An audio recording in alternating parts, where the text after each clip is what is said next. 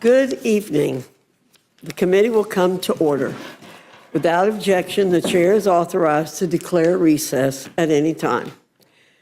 Today, the Rules Committee is convening to end, finally, the Democrat-induced Chuck Schumer-sponsored shutdown. It has been over 40 days since we last sat in this room when Republicans advanced a responsible, nonpartisan, clean CR, and all but one Democrat voted to shut the government down. The amount of wild rhetoric we've heard from Democrats ever since they shut the government down is astounding. They have bent over backwards and contorted themselves to such a degree that they've deluded themselves into believing that they're somehow doing right by the American people. But don't take my word for it. Listen to what Democrats in the Senate who voted to reopen the government are saying about the absurd position that their own party has taken. Senator John Fetterman, it should have never come to this. This was a failure. Senator Catherine Cortez Masto, I've consistently voted against shutting down the government because I know the pain it is causing working families. And Minority Whip Dick Durbin, I cannot accept a strategy which wages political battle at the expense of my neighbor's paycheck or the food for his children. The Democrat government shutdown that has lasted over 40 days did not have to happen. It did not have to be this way. Our work in service to the American people did not have to be interrupted. Service members, Capitol Police, air traffic controllers, and countless others did not have to miss their paychecks. SNAP benefits did not have to lapse unnecessarily. Airports around the nation did not have to scale back their operating statuses and leave millions of travelers in a lurch. The list goes on and on. Now we'll be voting on another iteration of the CR that does not contain any of the hostage demand that Democrats made. So all that bluster and showboarding for over 40 days on their part led to a big fat nothing burger, and they're walking away empty-handed. As the ranking member once said during a debate on the floor this year, wow, what a victory. I anticipate we'll hear a lot of lecturing and blame cast at Republicans for everything under the sun today. We'll hear a lot of bottled up angst with a lot of exclamation points and raised voices to boot, directed at the president too, not surprising. What we won't hear from our colleagues across the aisle today is they're taking ownership of the chaos they've unleashed upon the nation.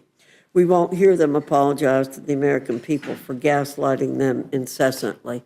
And we won't hear an admission that the only reason they shut down the government is to cover up for a policy failure that they themselves concocted and stamped an end date on.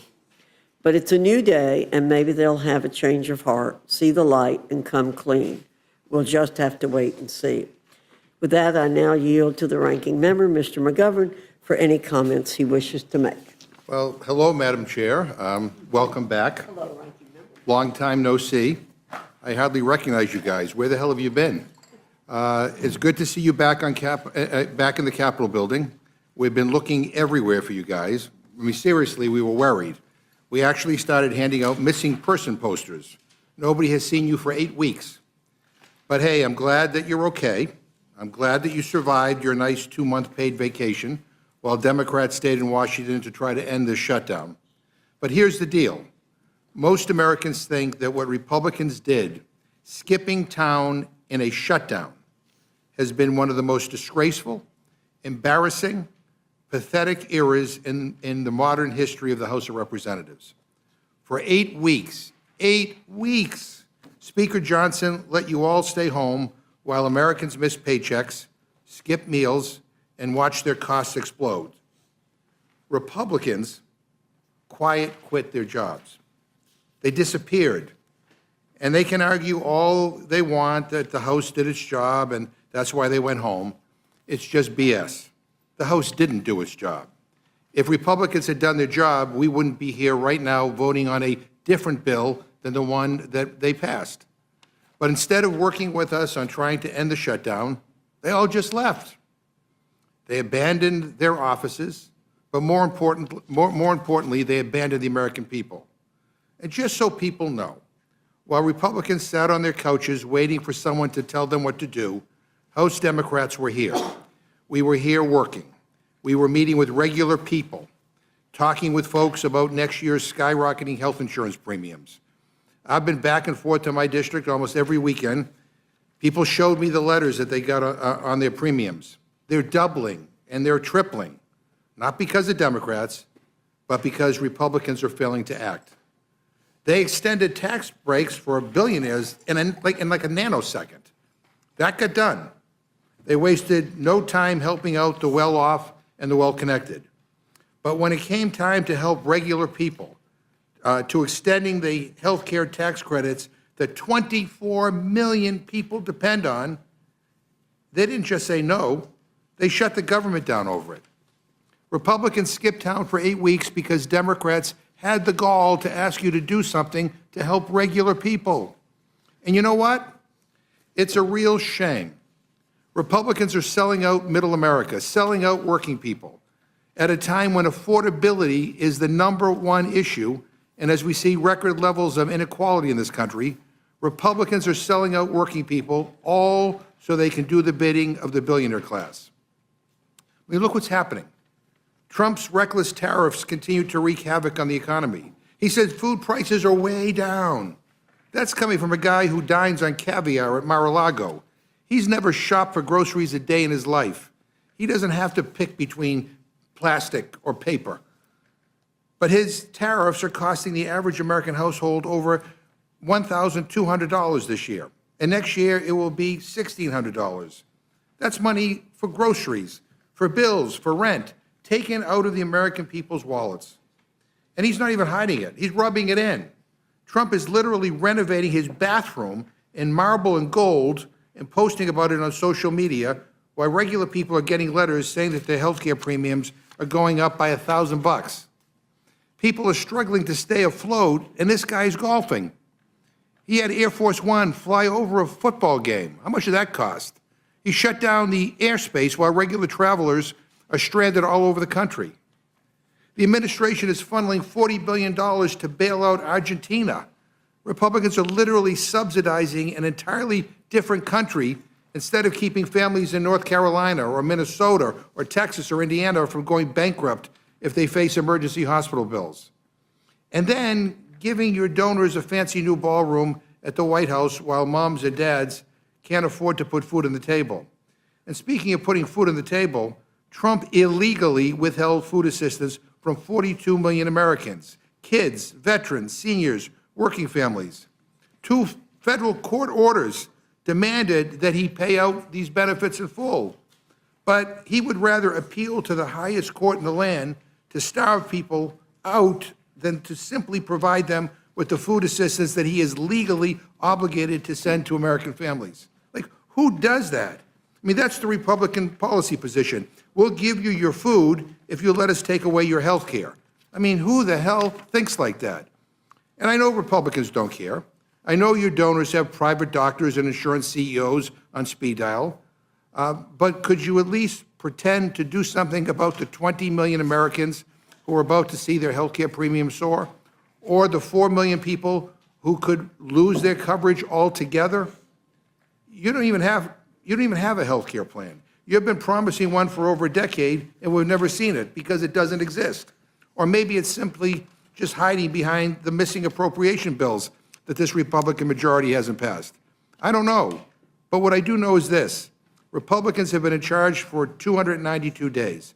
That's 292 days to do something, anything, to lower costs, to bring down prices, to make America more affordable, to do something about health care, tariffs, grocery prices, rent, or heating bills. And what did you do? You handed out tax breaks to billionaires and took the longest paid vacation in modern history. Even your own colleagues called it out. Even Marjorie Taylor Greene says you guys messed up. When Marjorie Taylor Greene thinks you've gone too far, you might want to rethink things. And by the way, you also refused to even swear in our new colleague, the duly elected representative from Arizona's 7th District, Adelita Grijalva. Why?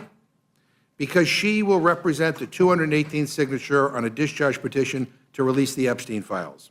Oh, we didn't forget about those either. Don't worry. We won't forget that the Speaker of the House refused to swear in the first Latina ever elected to represent Arizona because he was more concerned about protecting pedophiles than getting the truth out there for the survivors. But that's just the perfect metaphor for the Trump economy. If you're rich and powerful, you get ahead. If you're a regular person, Republicans will not lift a finger to help you. And I want to be crystal clear. House Democrats represent something very different. We refuse to accept a government that moves at lightning speed to give tax breaks to billionaires, but then goes home for 8 weeks when it comes to ensuring health care is affordable for working families. We've said it from day one of this shutdown. We will sit down with any Republicans, anytime, any place, anywhere, in order to find a path forward that would reopen the government and finds a solution to Republicans' health care crisis. But we're not just going to roll over and accept your way, your my way or the highway approach to governance. If you need our votes, you need to work with us. But you refuse because you're more interested in extremism than governance. But here's the thing. The beautiful thing about politics is that you don't really lose until you quit trying. And Democrats are going to keep trying because people are counting on us to do something about this health care crisis. And when their health care premiums double and triple, and they will, and they're your constituents, I'm sure you're getting the calls, Republicans will own it. Every premium spike, every family forced off coverage, every life put at risk, you own it. And good luck going home to your constituents to explain why you sold them out in order to appease the millionaires and billionaires. Extending these tax credits is the right thing to do. It is the moral thing to do. 13 House Republicans have said it needs to be done because soaring health care costs will devastate our constituents, whether they live in a red state or a blue state. So I want people to know that we will keep fighting. I will keep fighting. My colleagues on this committee, on the Democratic side, will keep fighting for a government that puts the working class first and for a Congress that actually shows up and does their damn job. I yield back my time. Thank you, Mr. McGovern. And I want to welcome all the members. I should have said that. I'm very pleased to see everyone. Without objection, any prepared statements that our witnesses may have will be included in the record. And now welcome our first panel, Chairman Cole and Ranking Member Delauro from the Committee on Appropriations. Your full statement will be submitted for the record. We ask that you summarize your statement in 5 minutes. Chairman Cole, I welcome your testimony and welcome you back to the Rules Committee. Thank you very much, Madam Chairman. Chairwoman Fox, Ranking Member McGovern, and esteemed members of the Rules Committee, I thank you for your warm welcome and your kind invitation to testify today. As members of this committee are all too painfully aware, for the last 6 weeks, the federal government has been shut down. Millions of workers have gone unpaid. Air traffic control functions have slowed to a near halt. SNAP benefits expired, forcing millions of Americans to either find assistance from food banks or else go hungry. Seniors saw telepath resources suspended, and Head Start education programs for children have been closing. These are just a few of the examples of the harm being inflicted on our nation, yet it didn't have to be this way. Nearly 2 months ago, the House passed a continuing resolution that would have kept the government open and operating. This would have allowed Congress time to keep working on the FY 2026 appropriations process through regular order, but instead, Senate Democrats blocked its passage. The result of this political temper tantrum has been the longest government shutdown in the nation's history. For 42 days and counting, Democrats have held the country hostage. Make no mistake, all the pain, all the suffering, and all the difficulty Americans have endured in these past 6 weeks could have and should have been avoided. Instead, the hardship and damage caused by an intentional choice made by Democratic leadership. Minority leaders Hakeem Jeffries and Chuck Schumer led their caucus to shut down the government. And for 42 days, the American people have borne the brunt of that decision and have been mere pawns at the partisan hands of the Democrats. At long last, reason has prevailed, and the measure before us will finally end this pointless shutdown. Today's bill will not only reopen the government, but it will also move the FY 2026 appropriations process forward, representing a return to regular order. This legislation includes 3 bipartisan, bicameral, full-year appropriations measures covering the military, construction, and veterans affairs, legislative branch, and agriculture, rural development, and food and drug administration divisions. These 3 bills have been negotiated between the 2 chambers and reflect a final, full, and bipartisan agreement. With passage of these 3 divisions, we will have full-year funding in place for many of our most crucial programs. Military construction needs will be met for a full year, as will medical programs for our nation's veterans. The legislative branch will be fully funded, including critical funding enhancements for the Capitol Police and for member security.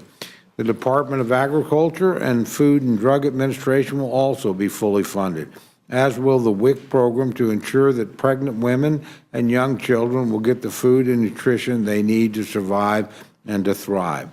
Importantly, the agreement encompasses community project funding in both the military, construction, and agriculture divisions, reflecting Congress's clear control over the power of the purse. Inclusion of these projects was a high priority for the Appropriations Committee, and it accomplishes this goal while holding the line on overall spending levels. We also break Senator Schumer's beloved end-of-the-year holiday omnibus habit. No more 1,000-page spending behemoths at midnight.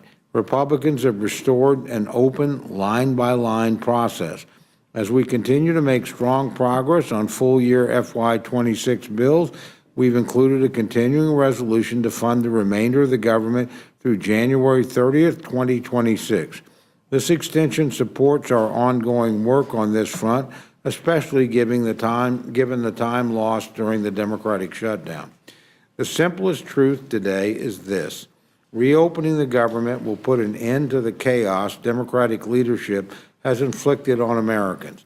It will also ensure that SNAP funds are made available to ensure that no American goes hungry. It will reestablish control of the skies, keeping our nation's air traffic moving during the holiday season. It will pay federal workers and American military personnel, and it will ensure that the government can continue to provide critical services for our constituents like roads, parks, child care, water projects, infrastructure improvements, scientific research, job training, and countless others. I look forward to continuing the FY 2026 appropriation process in the coming weeks, and I hope that, having seen the consequences of this historic shutdown on the American people, it's not a political stunt that will be repeated in the future. I thank each of you for your time, and I look forward to your questions. Thank you, Mr. Chairman. Ranking Member Delauro, you're recognized. Thank you so much. Thank you, Chairwoman Fox, Ranking Member McGovern, members of the committee. I really appreciate the opportunity to testify today. I'm so glad to be here alongside my fellow appropriator, Chairman Cole, whose partnership I appreciate it. If I can just say, first of all, welcome back. And one point about the shutdown. It's been several months where Democratic leadership has called for an opportunity to sit down, whether it has been with the House and Senate leadership or with the President of the United States, where there was just that one meeting. He reneged on the first meeting that he was involved, so that we could sort out a bipartisan agreement in trying to move forward.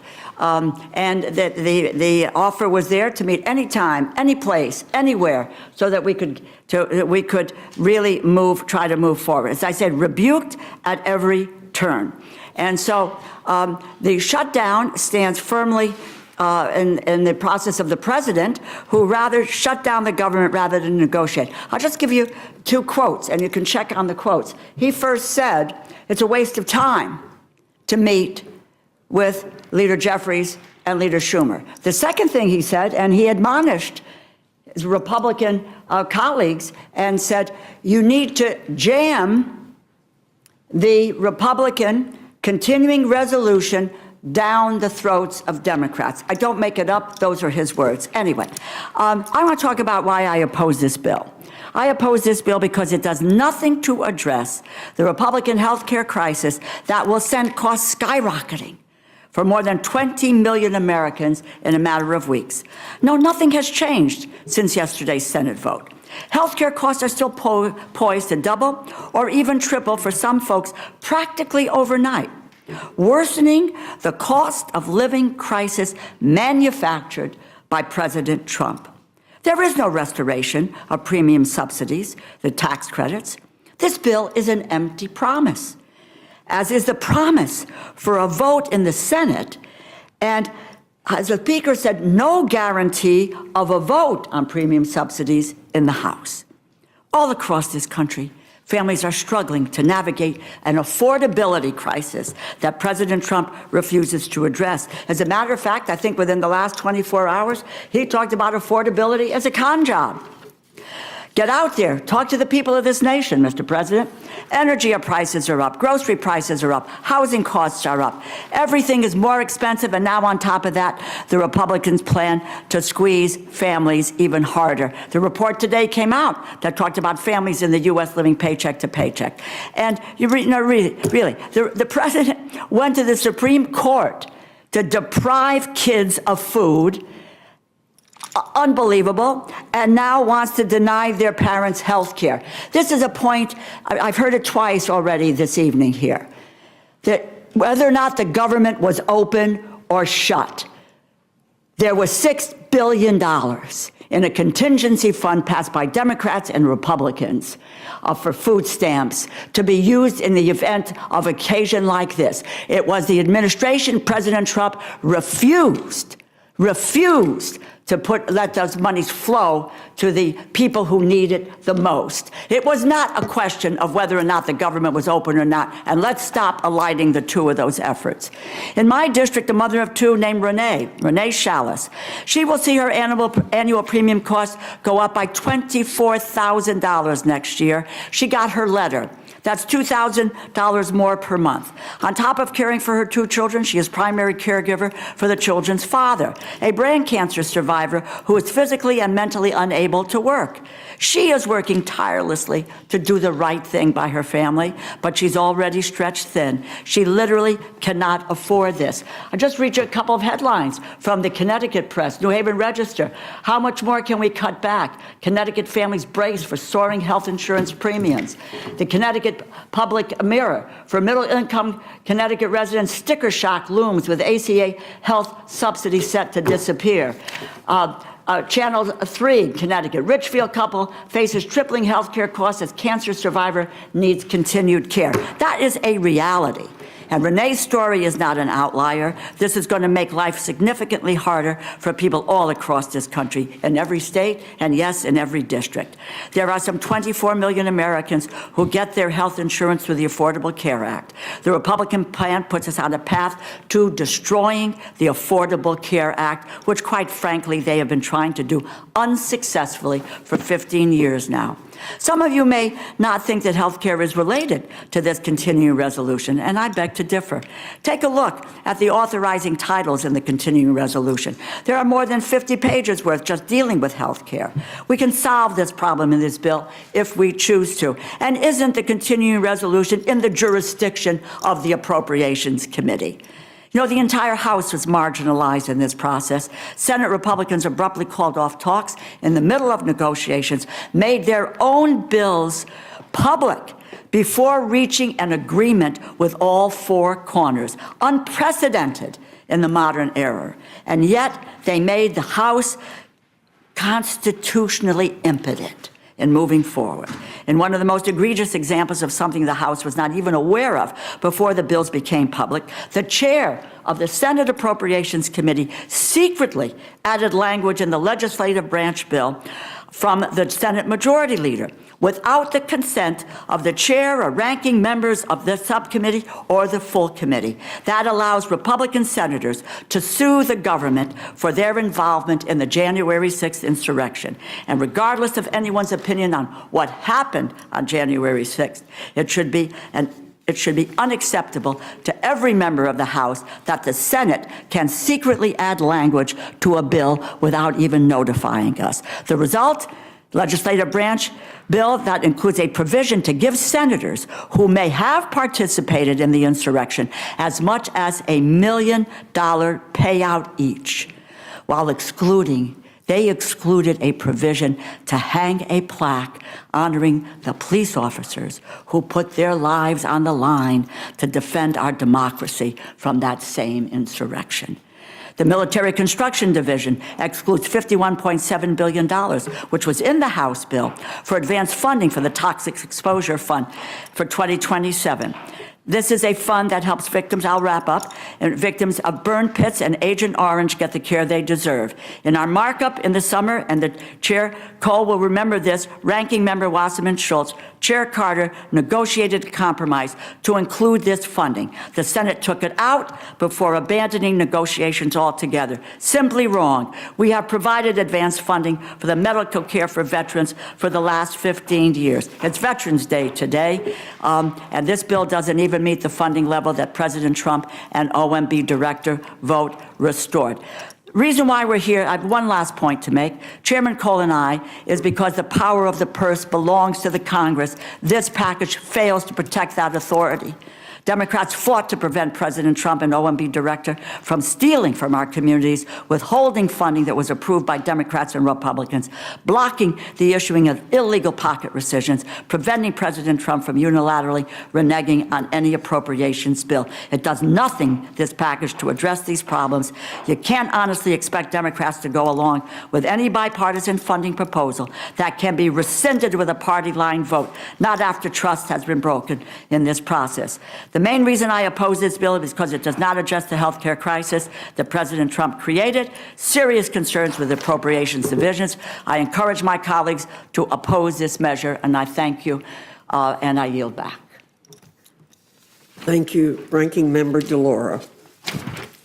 Chairman Cole, with respect to the agencies that would operate under a CR, this bill keeps the government running at the same level it's been at since early 2024. Is that correct? That's correct. And it was President Biden who initially signed these funding levels into law. Is that correct? Absolutely correct. This bill came out of the Senate with bipartisan support, correct? That is correct. Mr. Chairman, passing this legislation will take away any ambiguity about pay for America's war fighters. It'll bring certainty for SNAP payments. It will guarantee that air traffic controllers, federal law enforcement officers, and other federal workers will receive back pay. Is that correct? That too is correct. And there's no other solution on the table that has the bipartisan backing of the Senate. Is that correct? That's correct, Madam Chair. So voting against this bill would be a vote to continue that uncertainty to our military SNAP recipients and federal workers. Is that not the case? That is indeed the case. One more question.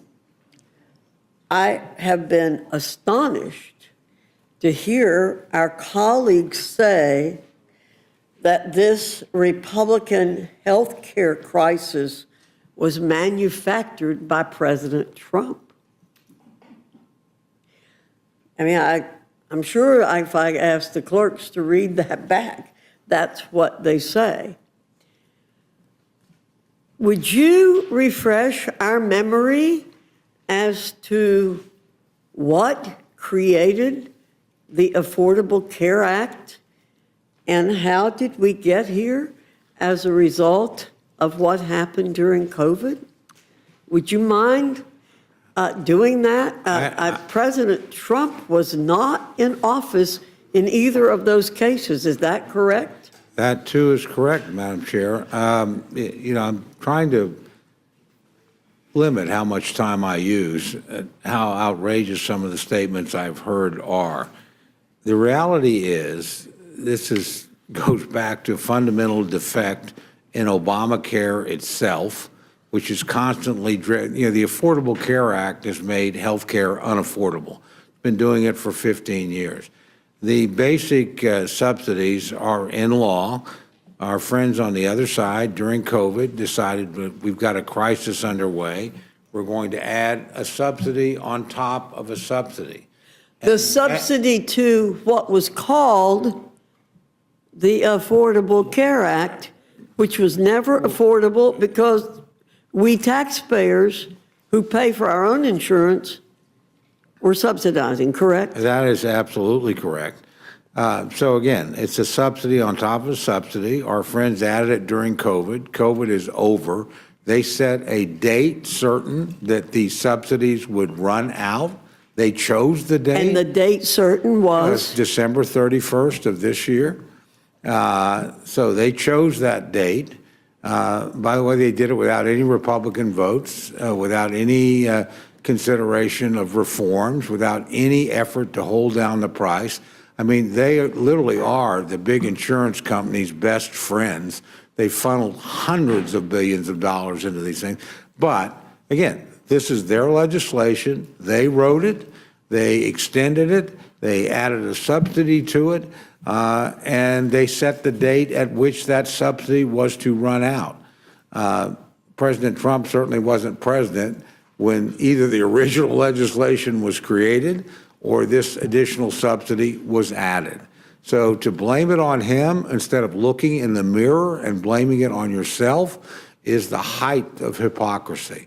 Yeah, this is a Democratic manufactured crisis that they're blaming on everybody but themselves. And at the same time, as they're doing that, they've decided, well, I guess we don't need to pay our men and women in uniform that are defending us. Thank God President Trump twice has pulled rabbits out of a hat and made sure that didn't happen.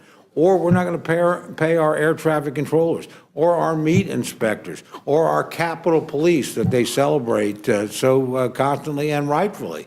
So, I mean, come on. This is a totally manufactured crisis by Democrats. They've kept the government shut down. Finally, in the United States Senate, 8 pretty courageous people said, I'm not going to be part of this charade anymore. I'm going to vote to open the government. We can negotiate on these other issues. Majority Leader Thune, our own speaker, made it clear we're willing to do it. We're not going to, by the way, sign off on something that has been an utter disaster.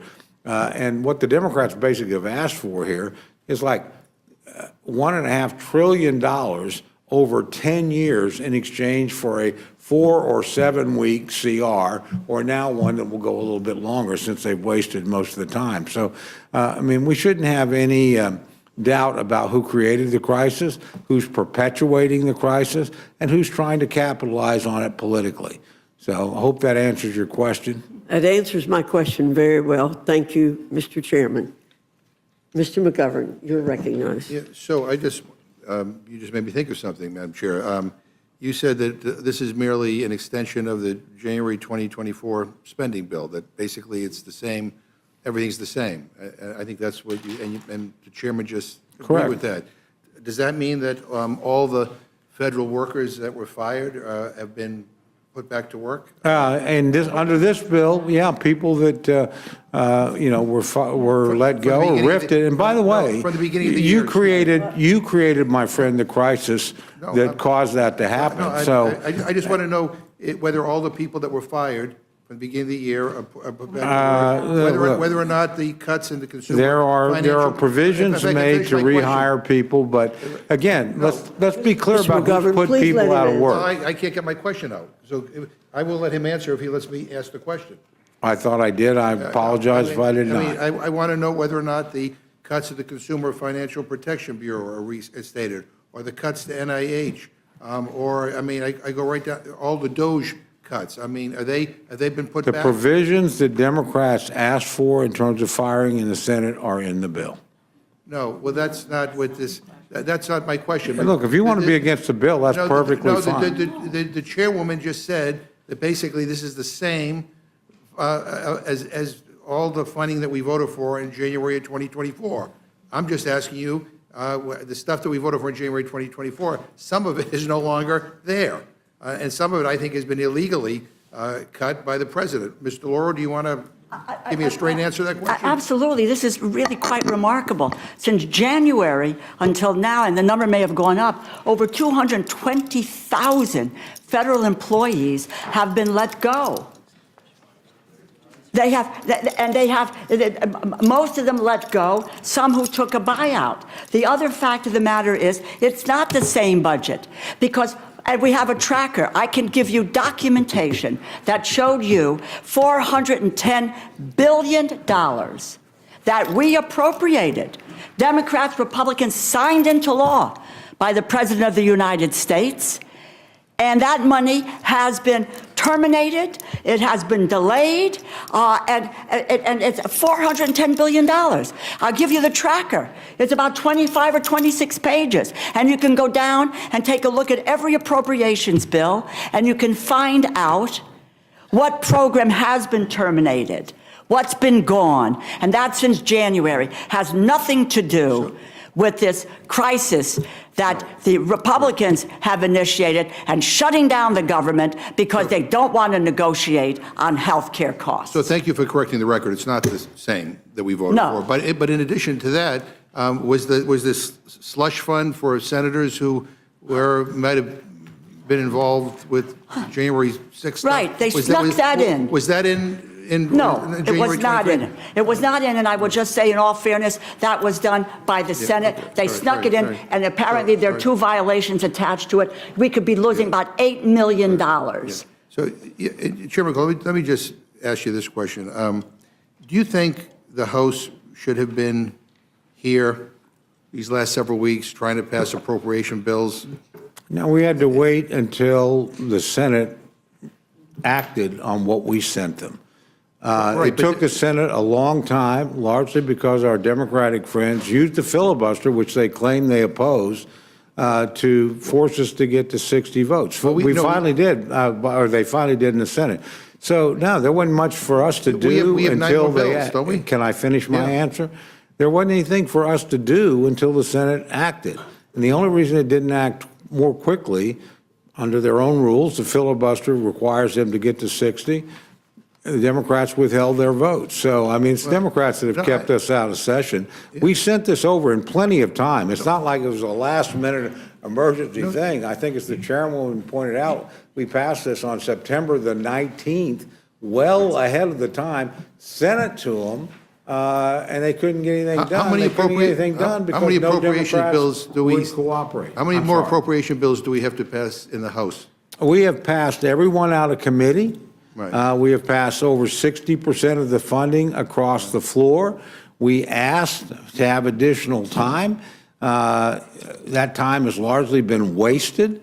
We in this bill actually passed 3 bills across the floor, if we're able to do that later this week. So we were making actually pretty good progress. The difference is my friends on the other side in the Senate and here decided they would add things to appropriations that are not in our jurisdiction or our expertise. Look, we don't deal with Medicaid. That was actually done in the big, beautiful bill. We don't deal with that in Appropriations Committee. We do not deal with subsidies for Obamacare. They're not within our jurisdiction. So you Right. added things that were We're talking unconnected. about 2 different things. Can I finish my answer? You were Yeah, added filibuster. things that were unconnected to appropriations, and then were shocked when they weren't dealt with in appropriations bill. They belong somewhere else. It's my understanding both the Speaker and the Majority Leader, and frankly the President, have said, we'll negotiate with you when you reopen the government, but we're not going to sit here and negotiate after you shut down the government and threaten us. Nobody does that. You didn't do that Mr. when these Maybe you roles can were answer the Let me question. just say for me. that- How many appropriation bills? 9 are left to go. have we- 9 are left to go. We We could have done them passed during. every Well, one- they're in the committee, Can but they I haven't been finish to the my floor. I was Answer just asking a without question. any interruption. We passed just every interrupted one her. across the out of committee. We've passed 3 across the floor. They collectively add up to over 60% spending. By the way, a far better record than the Democrats in the Senate had last year when they were in control. They didn't pass a single appropriations bill out. So, yeah, we're moving Well, pretty listen, we well. have 9 bills to go. Let me just ask. We have nine. The question, I just want to make sure, the question I asked that doesn't get answered is, how many do we have left to do on We the have floor? 9 bills to And do could we across the floor I'm that talking to Mr. are Delauro. about 40% of federal spending. Madam Chair, I'm asking Mr. Delauro a question, and we can't. Oh, I'm sorry. I thought that was directed to me. I guess, apologize. Yeah, and I just want to know, the question I asked Mr. Cole, which he didn't want to answer, but I'll ask you, couldn't we have been doing stuff on the floor these Absolutely. last 8 weeks? Absolutely. Right. There has been so much wasted time, even in the process of the appropriations bills. And we did pass them in committee. And hours and hours and hours about poison pill riders these were unilaterally partisan bills that we were faced with. And I don't know how many weeks ago, when the four corners, Chairman Cole, myself, Chairman Collins, and Ranking Member Murray, we sat down, the 4 of us together, and this is what we said we would do. We talked about these 3 bills, and we wanted to deal with the top lines, and we did. We got that, and we working through the bills. The staff worked through the bills. The second thing that we said, and there was consensus in that room, that what we would do is have a bipartisan continuing resolution.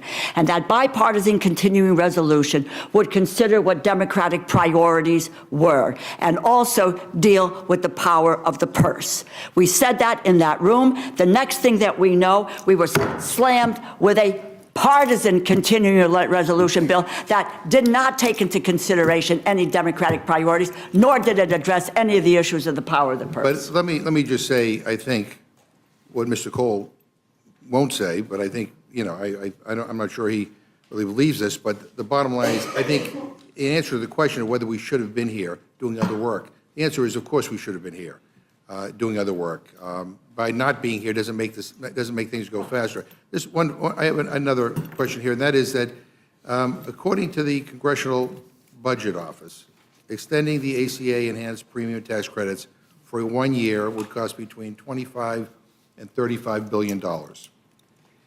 And I just want to know how you guys were able to find $4.5 trillion in tax cuts in your reconciliation bill, with more than $1.4 trillion in tax cuts for people with incomes over $500,000 per year, but choose not to extend these health care tax credits that working people rely on. I mean, that's 56 times more on tax cuts for the wealthy than it would have cost just to extend health care tax credits for a year. I mean, I think in your district, Mr. Cole, I think there's like 48,000 of your constituents rely on the ACA for their health care. And they're getting bills like my constituents are, like Mr. Laura's are. I have 37,000, you have 48,000 in your district, and in my district, Massachusetts, I've got 37,000.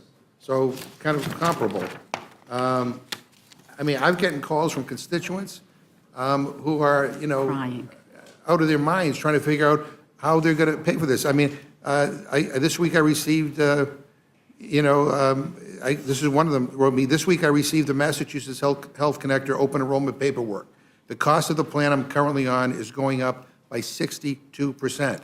Another person said, I just received my letter and my monthly cost has gone from $1,287 to $3,026 for the next year. As a working family with a daughter who has an autoimmune disease, we're struggling. I'm working 50-plus hours just to pay the insurance. Another person, if I continue on the same plan I am on now, it will be 2.5 times more and be unaffordable. $15,000 plus a month is incredulous for one person's health premium. When I calculate my net income, not gross, it is beyond sustainable. I mean, I can go on and on and on. I know you, but how do we reconcile the priorities that give us, tax cuts for people who are well off, but when it comes to health care, and we can argue about whether the system can be better, I would prefer a different system. I would prefer Medicare for all. We've done it. We did a hearing when I was the chairman of the Rules Committee on that, and it was a very good hearing. But nonetheless, this is an immediate crisis. And I think people can't understand is how you can find in a nanosecond the money for tax cuts for people who are well off, but we can't find a way to just help middle-class working families get through this really difficult time. I mean, yeah, I mean. Is that a question? Yeah. Well, the most immediate crisis in my district are the thousands of workers that you and your colleagues have put out of work that aren't getting a paycheck. That's the calls I get. I have thousands of them. They're the ones that keep the airplanes flying. They're the ones that do the National Weather Center. No They're calls on wondering healthcare? why they're not getting paid. So you get no when calls there on was it? legislation, we could have had these debates, we could have had these arguments. Why are they being held hostage? Why are you not willing to pay them? That's the calls I get. So nobody calls you on Why is the healthcare? government shutting down? Why do men and women in uniform who are deployed have to wonder whether or not their family at home is going to get a paycheck? That's on you. Look, this is the stuff you said you would never do. So the 48 We would never shut down the government. We would never do So that. of- That's exactly what of the you've fo- done. so of the So you're 48 putting thousands of people out of work. of the 48 health care issue you're No- talking about no- is a subsidy that you passed on your own on top of other subsidies you said was COVID-related. You said it would run out. We've said, okay, let's sit down and talk about fundamental changes here. But no, it's like we have to have our way. We have to have a guaranteed spending of $1.5 trillion over the next 10 years to exchange for you to pay people for 4 weeks in your original proposal. So you- We actually asked for 7. You've tried over 50 times No, to repeal the I've Affordable told you Care what Act. The most Right. immediate crisis in my come project on, you've Tom. created. Well, My people so- aren't getting paid, so no- thanks to you and your colleagues. So nobody in your district is complaining I to you didn't about the say, health care? hey, people complain everywhere about everything. we have a chance to do something about But you asked me that. what the most important calls I get is, why am I not getting paid? And we have a chance to do something Why am I about being forcibly this. furloughed? There's important work for me to do. Here's the thing, we have a chance to do something to help millions of people afford their health insurance, and what you're all telling me is you're not interested. I thought that we had affordable health care. No, we I am did. interested. When you I have when a you guys whole ex- series of them. when you guys But they ex- have nothing to do with We- appropriations you got- bill. They have nothing to do with the work of my committee. We You- do not do that at my You committee. all extended. But you're you all willing to voted hijack our You all committee. voted to extend tax cuts for millionaires and billionaires, make them permanent, but you could not extend these you got- for people. Mr. Laurel. I'm just going to say you got 13 members, 13 Republican members of the House who have said allowing the tax credits to lapse without a clear path forward, there is no clear path forward, would risk harm to those we represent. These are 13 members of the Republican conference who are scared to death that that's what's going to happen in their districts. You've got, and in the chairman's district, a 60-year-old couple that makes $82,000 is going to see insurance premiums rise by $17,000 unless the Congress prevents it. Now, if that's okay, and you've got other members in the same situation, we can go down district by district and let you know what it is that is out there for this. And members who serve on the Appropriations Committee as well.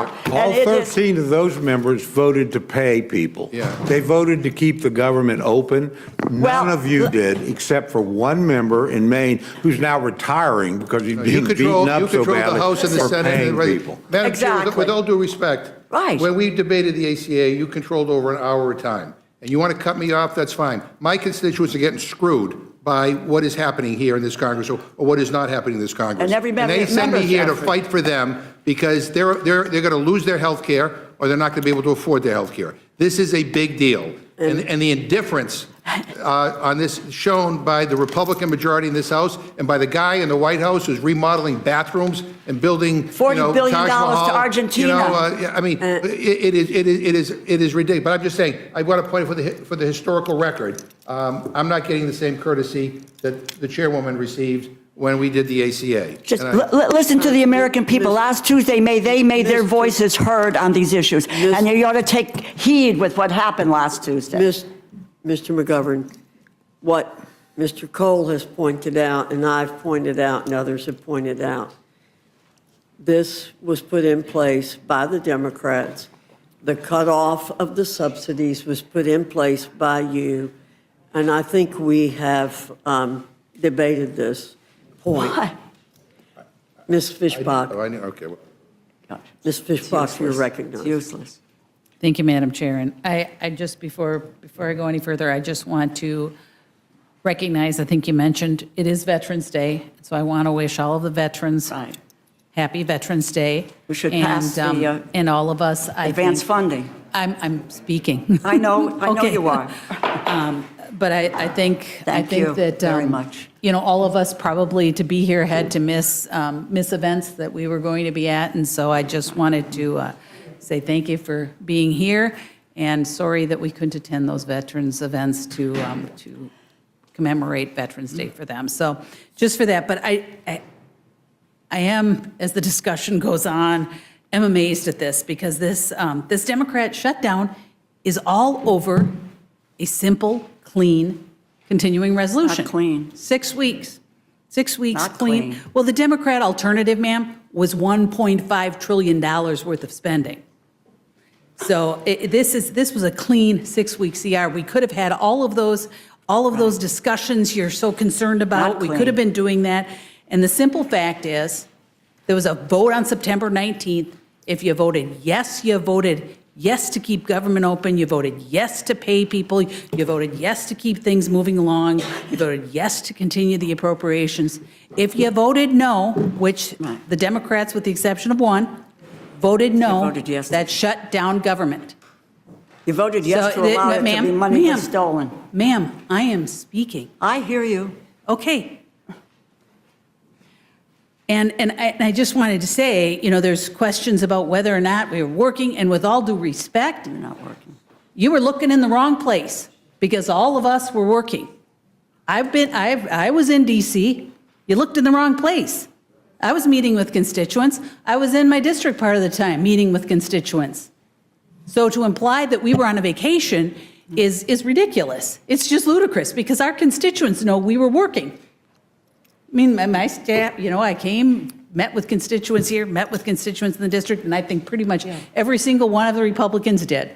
And so I find it just ridiculous, and those kinds of statements are just pure not accurate. I'll say it that way. But Mr. Cole, Chair Cole has pointed out that the appropriations process is so incredibly important. It is the way we should be doing things. The Appropriations Committee was doing it. Just needed 6 more weeks on that clean CR so that we could continue to do it. We're going to pass the 3 that are going to be on this bill. We have some more. We're going to continue to do that. But that's the way things should be happening here. It is absolutely, it's regular order. We should be doing it. And I just had a couple of questions just for clarification for Mr. Cole. And so does this bill provide funding for SNAP? Yes, it does. Did the bill that we voted on September 19th provide funding Yes, for it SNAP? did. Yes. So if we had voted way back in September 19th, we would have taken care of that. So, Worth noting, Lack too, of a majority of understanding. both houses voted for that. 55 senators voted for that, and obviously a majority in this body because it passed here.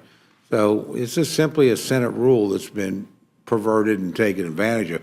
A majority of Congress has voted consistently to keep the government open while these other issues can be dealt with. It's Democrats that decided to shut the government down. and like I pointed out, simple fact, September 19th, you can check the record. Who voted yes, who voted no? Yes to keep the government open. And I've pointed that out repeatedly over the last few weeks, the last weeks while we've been shut down, because it's a simple fact. It's not the rhetoric. It just, you can prove it by checking the record.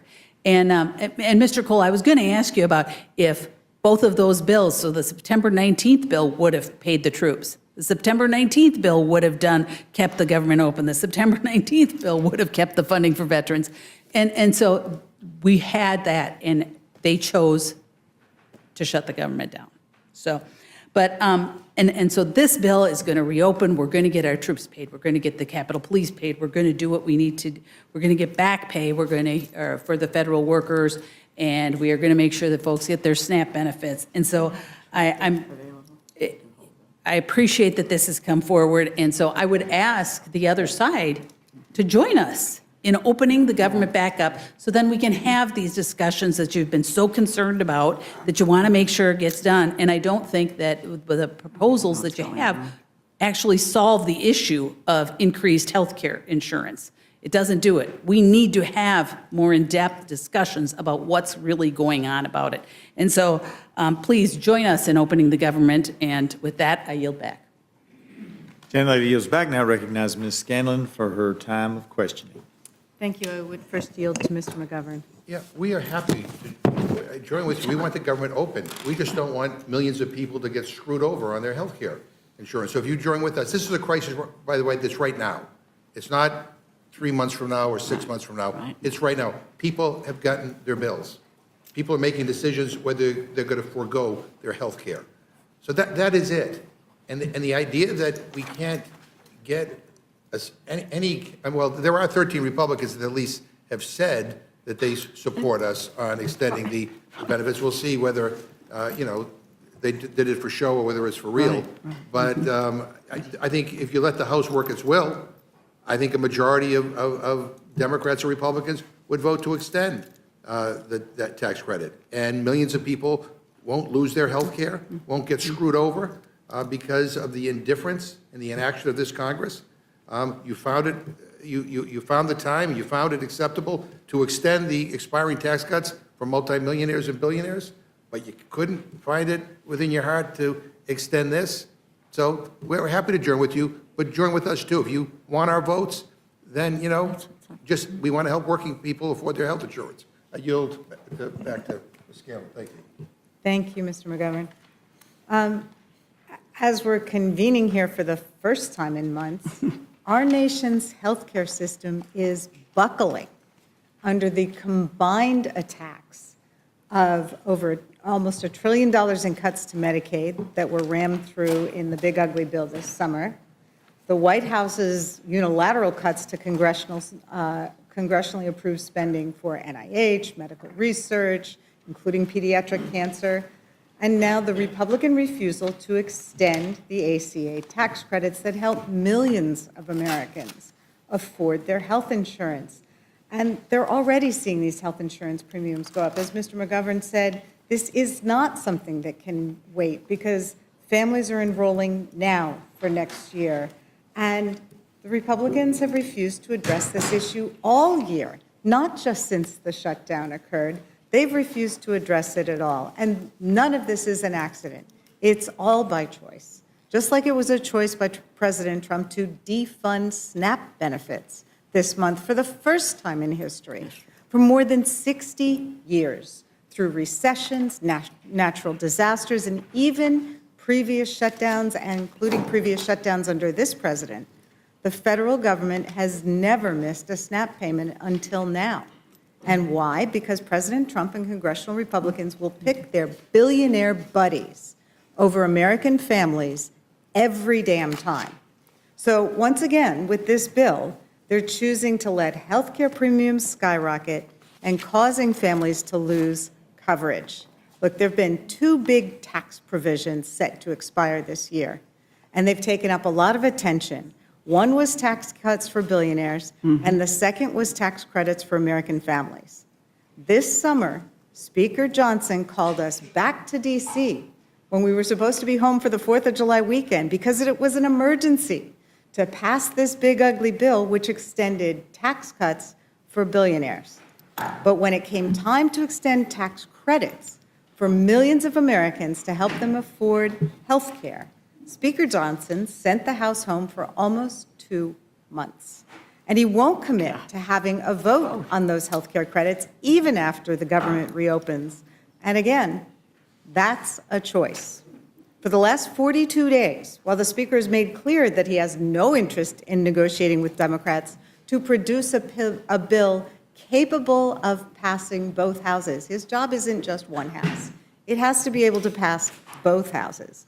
While he's been refusing to do anything, the White House has been working overtime to use the shutdown to inflict as much pain as possible on the American people, particularly the most vulnerable of our neighbors. And again, that's a choice.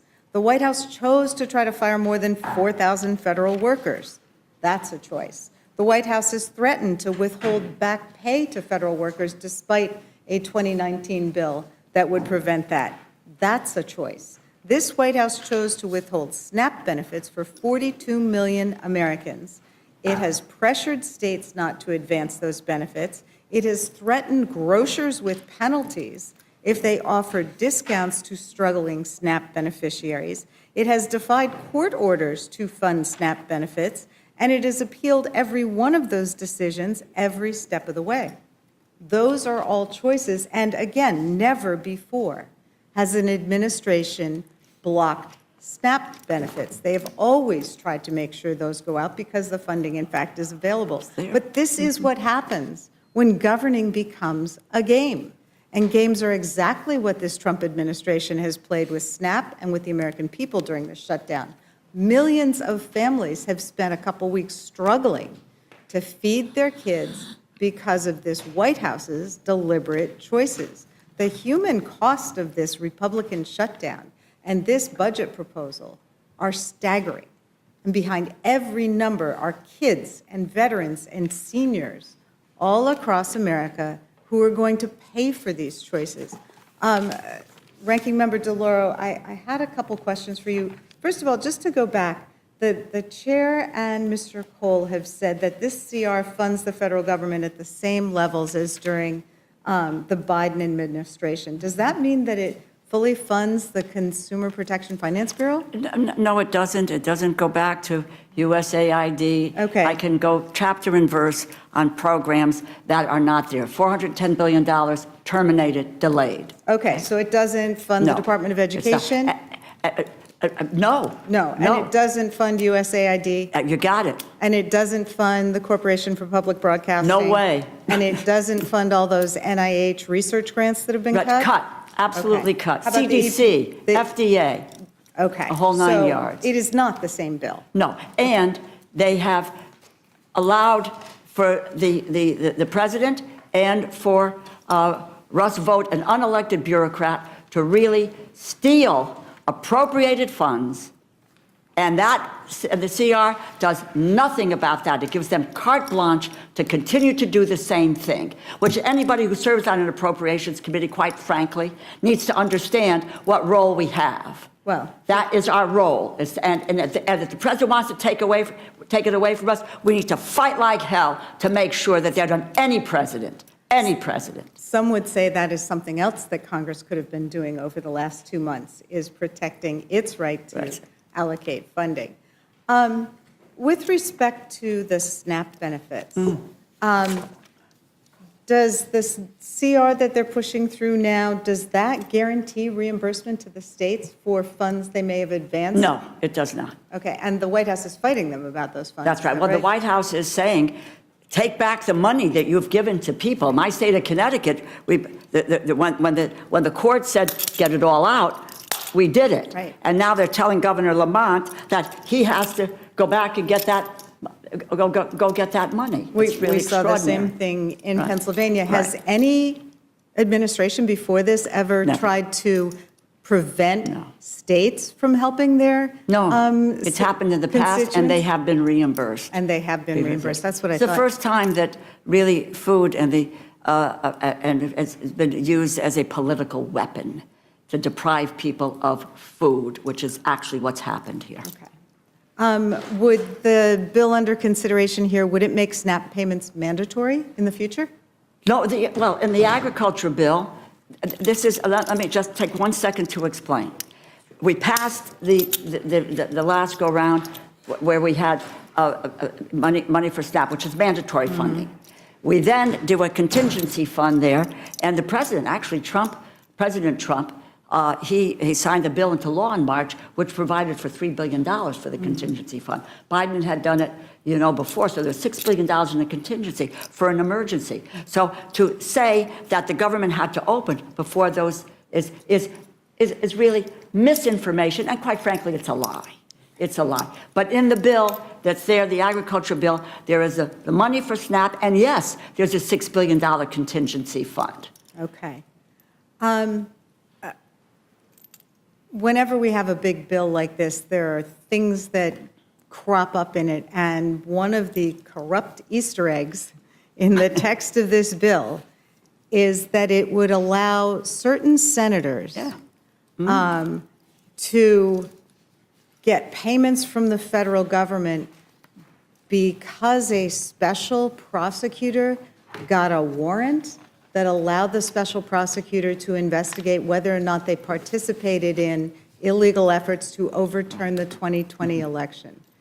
Is that an appropriate use? Well, first of all, it doesn't appropriation belong. funds? Speaking of things that don't belong in an appropriations bill, this certainly doesn't. But as I mentioned in my remarks, that this is really egregious. This was the chair of the Senate Appropriations Committee saying, taking the word of the majority leader and putting this piece in the bill without anyone knowing about it. Leadership, I didn't know about it, and I would just say my colleague, the chairman of the House Committee, didn't know about it. Mm-hmm. And the issue here is what the results of that is to allow, there's 7 or 8 people involved here that, and again, whether or not you believe what happened on January 6th, my God, how the heck can we just airdrop this stuff in the bill with no one knowing about it? But the price tag is potentially $8 million to pay off senators. Okay. Look, I think the American people are smart enough to know who's fighting for them and who's fighting to line their own pockets and those of billionaires. Mm-hmm. This is a bad deal. It fails to extend the ACA premium tax credits. It fails to guarantee a vote to address the Republican healthcare crisis. It even fails to guarantee that states are reimbursed for stepping up and providing SNAP benefits that have been illegally blocked by this administration. We need a budget that protects all Americans. That's what governing and leadership is supposed to be about, and that's what Americans deserve. So I can't in good faith support this deal to reopen the government because it doesn't meet those basic standards. And I would yield back. Gentlelady yields back. Now recognize the gentleman from Texas, Mr. Roy. Thank my friend from Virginia. It's good to see everybody back. Good to see you, Mr. Chairman, Ranking Member. A couple things. There's been a lot of conversations here about the federal employees.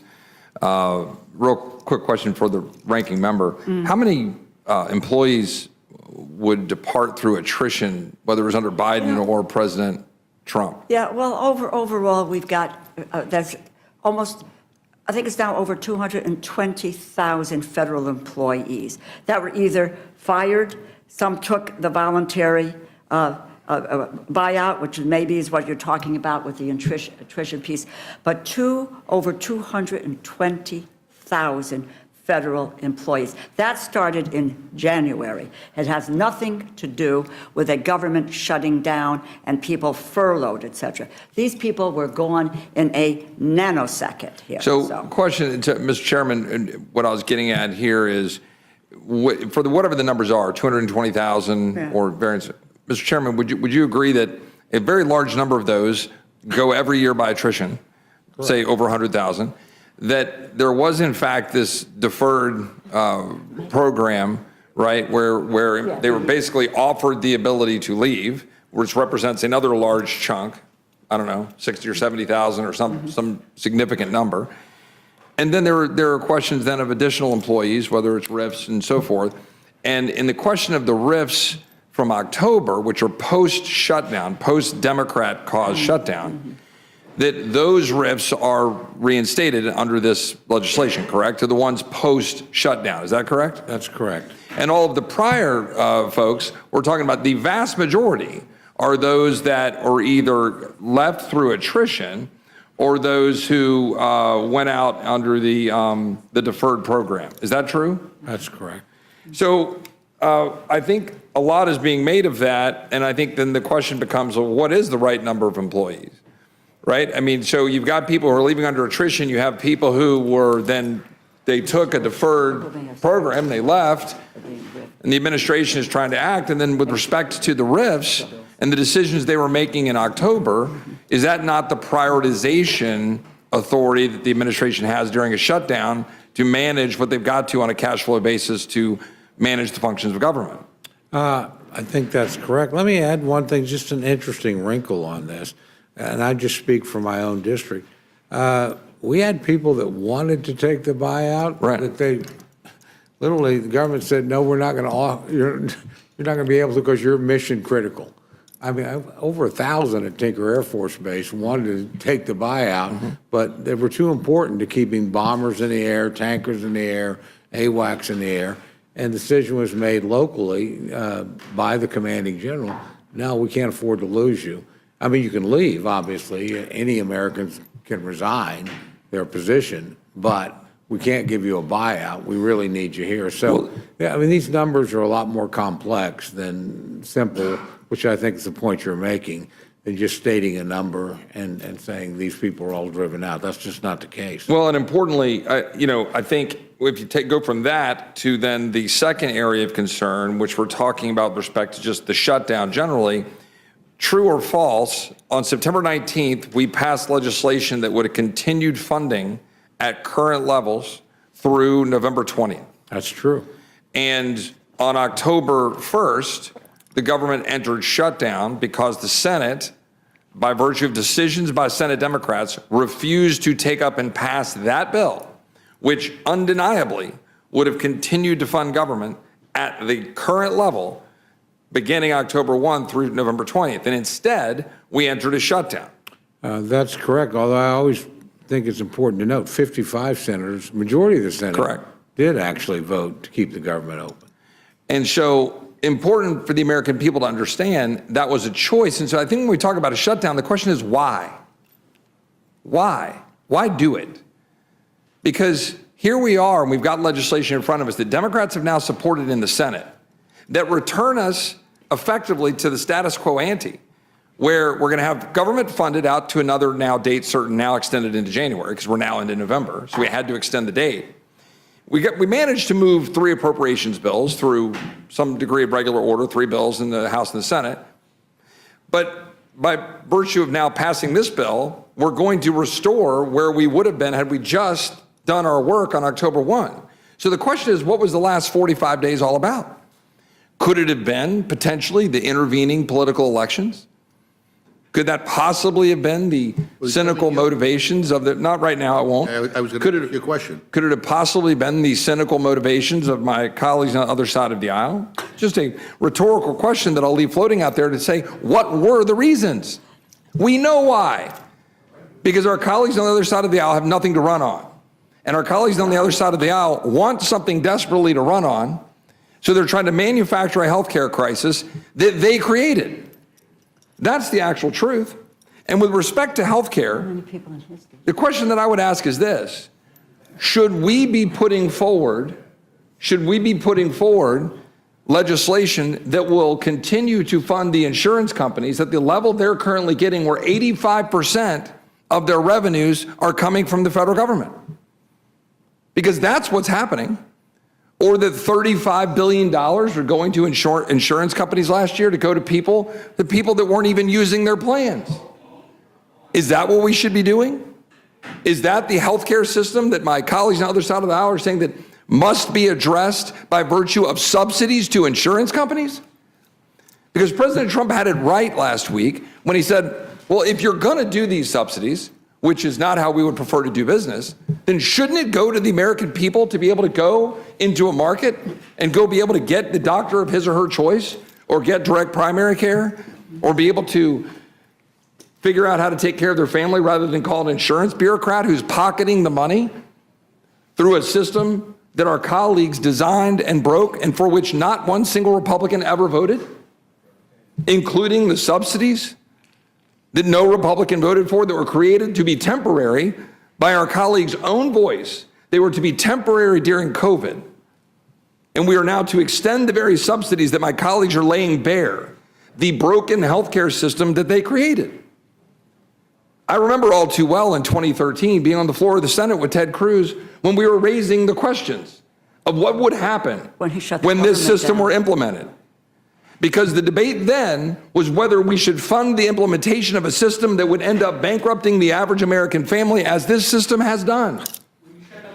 But you shut down, What I'm talking about is the reason. I'm talking about the reason that one would go to the Senate floor and say maybe we shouldn't do the very thing that right now is causing the American people pain. 15 years. Because we talk about the constituents who are having pain. Yeah. How about my constituent who died last year, who couldn't go to MD Anderson because Obamacare doesn't cover it? Is that coverage? Is that the kind of healthcare system that people deserve?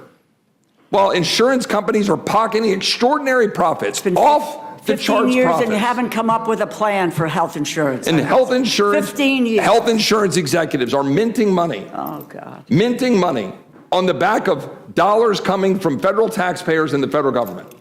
And then our colleagues on the other side of the aisle have the temerity to come here and complain about the system they broke.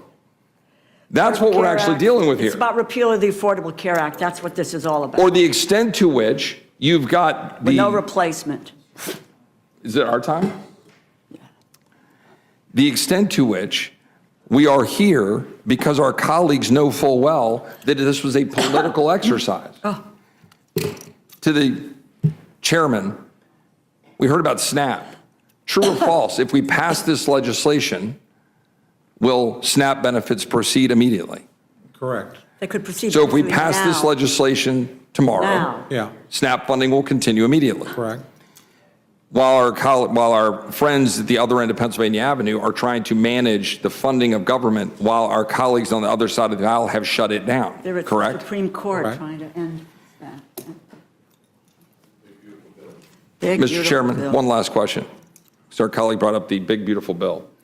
When we created and set out the big, beautiful bill, and we put into it components to deal with border security and defense, where we had $150 billion for each in that legislation, was that not beneficial for the executive branch to manage through such a moment as this, where our colleagues have shut down the government and they've now had additional flexibility with respect to dollars? Not all, it's not appropriations, I realize that, but they had additional flexibility to manage through it so that we could continue to secure the border and secure to defend the nation. I wouldn't presume to speak for the administration, but that would be my opinion, that has given them the ability to make sure that we've been able to pay our troops twice, which would not have happened had they not had that flexibility and the president not made some tough decisions. So, yeah, I point out, I know everybody here is concerned about SNAP and WIC, and the president directed additional resources into those programs to the extent that he could during a government shutdown. So, I mean, the president's done everything he can to mitigate, I think, what our colleagues on the other side of the aisle have done. They haven't been able to do it in the House. I do stress this is a Senate deal. It's been the minority position in both chambers. But I appreciate what the administration's done to try and make sure the people that needed help got it, the people that deserved to get paid did get paid insofar as they could do it. But yeah, again, they can't do it indefinitely and they can't do it for everyone. Mr. Roy? I think, Chairman, one last point that I want for the record. The Obamacare 2026 premiums, there's a great report that puts out that shows that only 3.3% of those premiums are affected at all by the COVID credits, that 97% of the premiums in 2026 will continue to flow as normal, and I'd like to insert that in the record. Thank you. Mr. Roy, Thank you, Mr. Mr. Roy. Roy. Mr. Neguse, you're recognized. Thank you, Madam Chair. Good to see you. I just have to start. Chairman Cole, I have a number of probing questions, but before I ask you some questions, I have to address some of the comments made by the gentleman from Texas. I'm just going to read a quote. And I do this because I actually don't think I could find a quote like this from Chairman Cole. So in some respects, although I disagree with much of his testimony, but he certainly has more clean hands than some of my other colleagues. Quote, "Let's not fund a government that's going to be exacting tyranny over our American brothers and sisters." Full length of the interview is available here, and some key quotes are below. This is from the gentleman from Texas, Mr. Roy's website, November of 2021. Should any Republican vote to fund an executive branch? In other words, should Article 1 Congress, which has the power of the purse as the founders gave us, should we give any dollars to the executive branch for President Biden to issue unconstitutional and unlawful mandates that are causing people to have to choose between their livelihoods and getting a vaccine which they don't want? Let's stand united. Let's not do what these 13 Republicans did last Friday and go side with Nancy Pelosi. Let's not fund a government that's going to be exacting tyranny over our American brothers and sisters. This is from Mr. Roy. Spare me. Hold on. No, Mr. Roy, it's my time. It's my time. You certainly made that clear with the chairwoman. Spare us. Mr. Cole, perhaps, I think, as I said, can have some clean hands to talk to us about this particular set of circumstances we find ourselves in.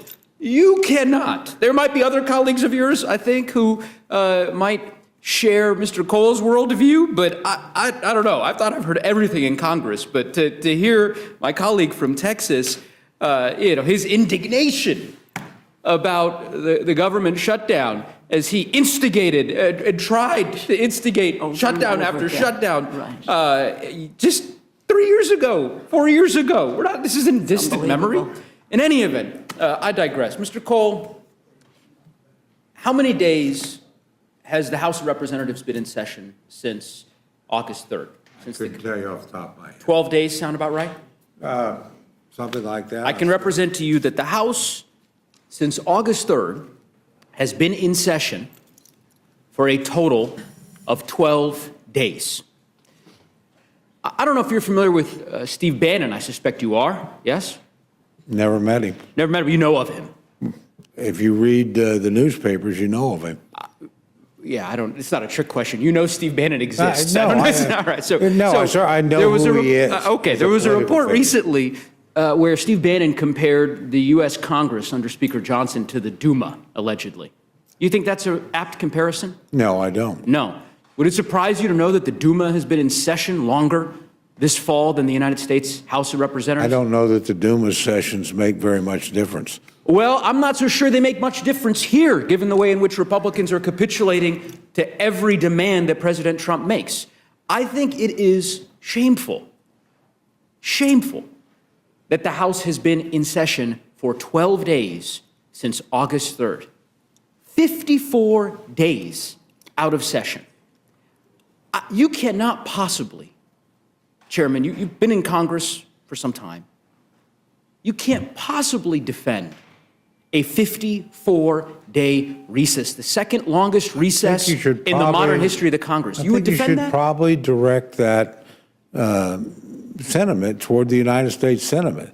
The Senate decides when the House is in session? No, if you'll let me finish my Well, my no, point. because I don't. My point is, we sent a bill in plenty of time over to the Senate to keep the government open functioning. All these other issues you're concerned about could be addressed, could be debated. Why not pass these bills? Whatever. Why not consider the bills on the floor? But we're waiting for the Senate to get back. Why wait? The Senate has now finally acted. Okay, Mr. Cole. Wasn't the Republicans that kept it from acting? I understand. You Okay, said that that's in my response concern. to Mr. McGovern. My question is, and this was what I think he was trying to glean from both you and the ranking member, there are plenty of appropriation bills that were passed out of committee. The House could have met the last week of September, any week in October, last week, yesterday, any time over the last 54 days. The House could be convened to consider these appropriation bills.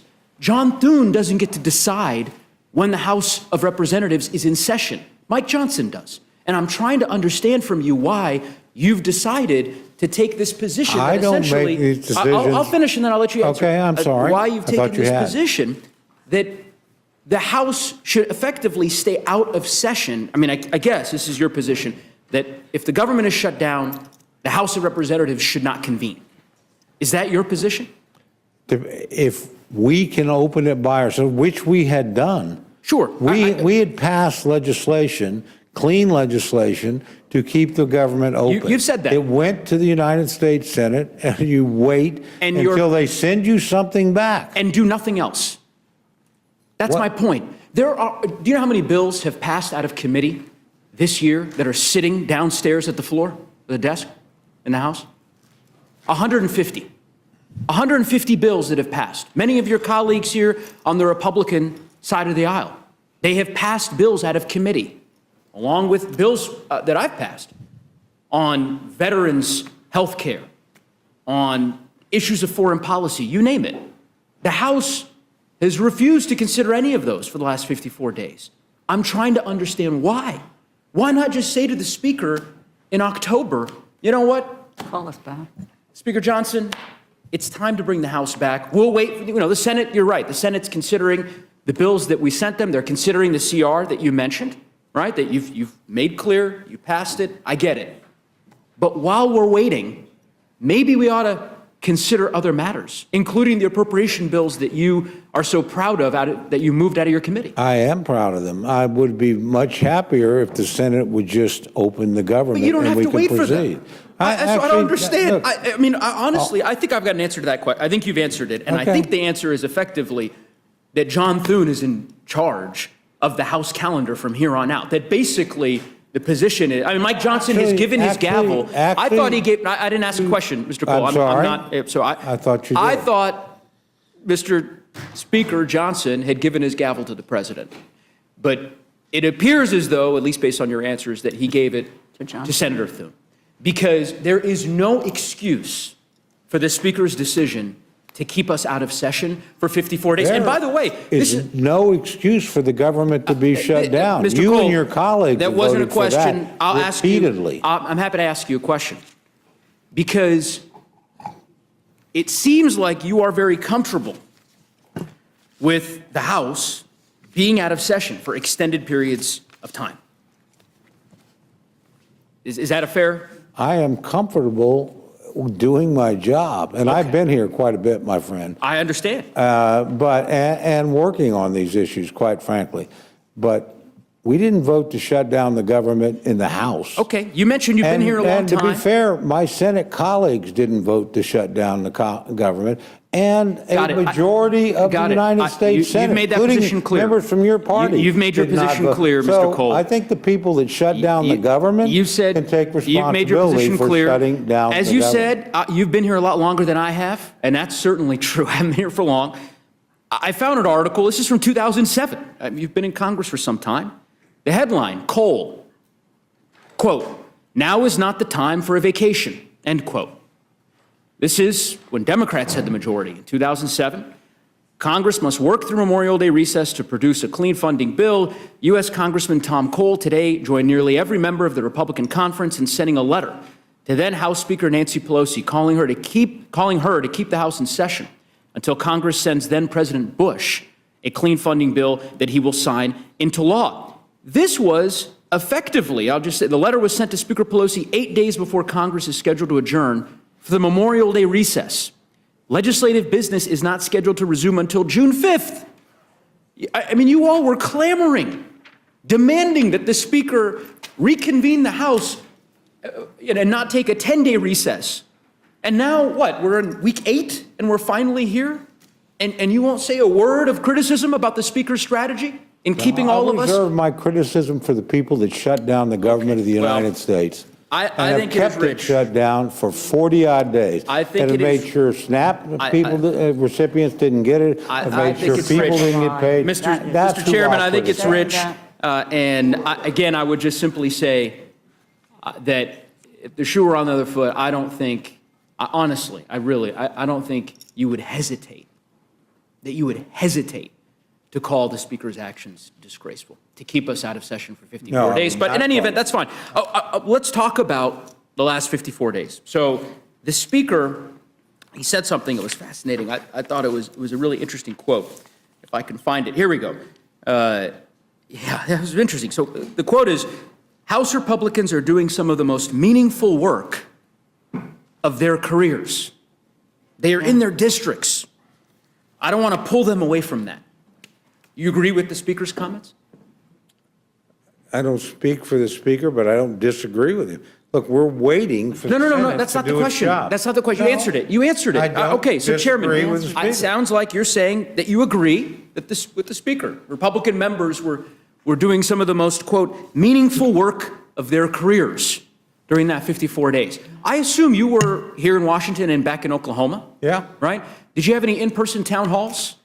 No, None. 54 days? did several teletown halls. Teletown halls. But you've done in-person town halls before. I know that to be true. Why not? 54 days is a long time. Not one town hall? Nope. Did you visit any of the federal facilities? Oh, I in visited federal your district? facilities. I've done multiple meetings with chambers of commerce, Rotary clubs. It's been highly visible. I don't know if you heard my colleague, Ms. Fishbach. She took great umbrage at this notion that, that Republicans were somehow on vacation. Did you make it down to the Mar-a-Lago Halloween party? No. You didn't get the invitation to the Gatsby No. invite?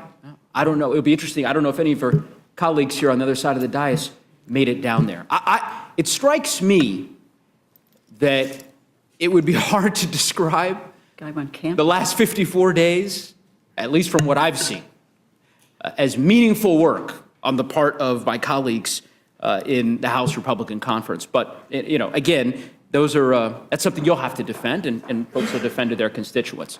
I can defend I wanna- myself a lot easier. That's fine. Having not voted to shut down the government. Mr. than I Chairman, suspect my you've friends answered that the have put question. Thousands of people You've out of answered the work, question. Let's denied talk about, people benefits. Mr. Chairman. That's what I would worry. I'm Madam glad I Chair, don't have regular to order, defend. please. So I want to talk to you about the I want provision. to ask the members of the Rules Committee not to interrupt the witnesses, please. Interrupting? And I hope, Mr. Neguse, you do have some questions, and yet you just don't want to harangue the chairman. I'm far from haranguing the chairman. I'm God, giving the Jesus opportunity Christ. for the chairman to explain the Give us a meaningful break. work that he's been engaged in, and I suspect that he welcomes and relishes that. So I want to talk to you about the provision that my colleague from Pennsylvania noted earlier. And this is the provision that essentially allows specifically 8 Republican United States senators to reap upwards of a $500,000 payday with respect to the phone record notice provision that they've added into the bill. You support that provision? I didn't have anything to do with it, didn't have any knowledge of it. Not asking if you have knowledge of it. Do you support it? Yeah. Do I support the bill? Yes. Do I support every single provision of the bill? No. You don't find this provision repugnant? I think most American people are going to find this pretty repugnant. I was surprised to see it in the bill. I was unaware of it. It was not, Why not work with us to remove it? let's see what you do. Well, we've got an amendment. I will tell you this, I am very concerned, and actually Democratic senators said this. I think particularly of Senator Coons.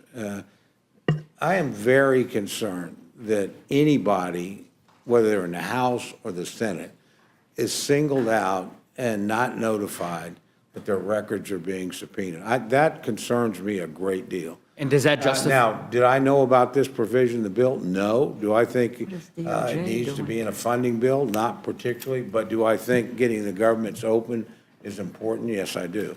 But I was unaware of the provision, so. Well, there's an amendment that will be introduced I- that, you know, I'm I'm not not a asking a member of question. this Mr. Chairman, committee. not asking you a question. Let me finish my Okay, statement, I'm sorry. and then you'll have an I opportunity. apologize. Yeah, there will be an amendment proposed to remove what I think is a deeply insidious provision. I think it is outrageous for these Republican senators to effectively guarantee themselves $1 million. $1 million paydays. Retroactive provision in this bill that very clearly applies to them. The removal of all relevant immunity defenses on the part of the United States government. This is insanity to allow this provision to go forward. And I would hope that my Republican colleagues would join us in supporting the removal of this provision. At a minimum, we ought to be able to find common ground on that. So with that, Madam Chair, I yield back. Thank you, Mr. Neguse. Mr. Langworthy, you're recognized. Thank you, Madam Chair, and I, like all of you, are here in Washington today instead of celebrating the incredible veterans in our district and across the country. But as members of the Rules Committee, we begin the important process here in the House that will finally end this shutdown madness. I honor the veterans every day, and especially today. But the work we're doing here tonight and starting that work, and we'll finish tomorrow, will begin to end the turmoil that has made their lives and the lives of millions of Americans harder for more than 40 days. For over 40 days, the American people have endured a completely unnecessary and entirely avoidable government shutdown. Not because Congress couldn't find common ground, but because Senator Schumer and his allies turned governing into political theater. And you've heard a lot of political theater already here tonight. You've chosen performance over duty and outrage over outcomes. From day one, the House did its job. We passed a clean continuing resolution, a straightforward measure to keep the government open while the appropriations process continued. And I think Chairman Cole has really articulated that very well here tonight. It's the same kind of measure that Congress passed repeatedly in the Biden years. I voted for every one of those CRs, despite disagreeing with virtually all of the administration's policies. Because governing means putting your country before politics. And it keeps the lights on for the American people. We pay far too much in taxes, every American, for the government to not be responsive when they need it the most. And that's what responsible leadership looks like. And I'm sure if we dug into all of the tweets and the statements from all the different shutdown cliffs and crises that we've been in over the years, I mean, we would see all of my colleagues on the other side of the dais swearing up and down how it was the end of the world to shut down the government. But White House switches hands, and then they did what they probably said was the unthinkable, and they shut down the government. But this time, you know, even though we passed the bill in the House, the Senate Democrats refused to act responsibly. They saw an opportunity to score political points and to appease an angry faction within their own ranks. They decided to shut down the government, not out of principle, but to please the loudest voices on the far left. Now, let's be clear. This debate wasn't about spending. This shutdown is not about health care or any legitimate policy disagreement. It was an exercise in power, a stunt to divide and distract and delay. And while they were busy playing politics, it was the American people that paid the price. The hypocrisy has been staggering. We've all seen members of Congress, I've seen some in my own region, standing at a food bank, lamenting that nutritional assistance was lapsing and was interrupted. Then, in the very same press conference, they vowed against ending the shutdown. Nothing to do. How can you have it both ways? You can. How can you want to be seen as an honest human being where you stomp and you stamp and you have your temper tantrum and you say, my way or the highway. You acknowledge people are suffering and doing without. But then you say you won't vote to make that pain go away. How? If you want to present yourself as an intellectually honest individual, how can you try to have it both ways on this argument?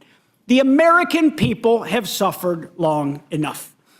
You've called it a Republican shutdown. Now you're furious that the shutdown is ending. It's not leadership. It's hypocrisy at its very worst. You're trying to say this is a health care bill about a policy that Chairman Cole has articulated about 19 times tonight is not involved in the funding levels of this government. There is plenty of time for a robust discussion to work together through the natural process where it belongs.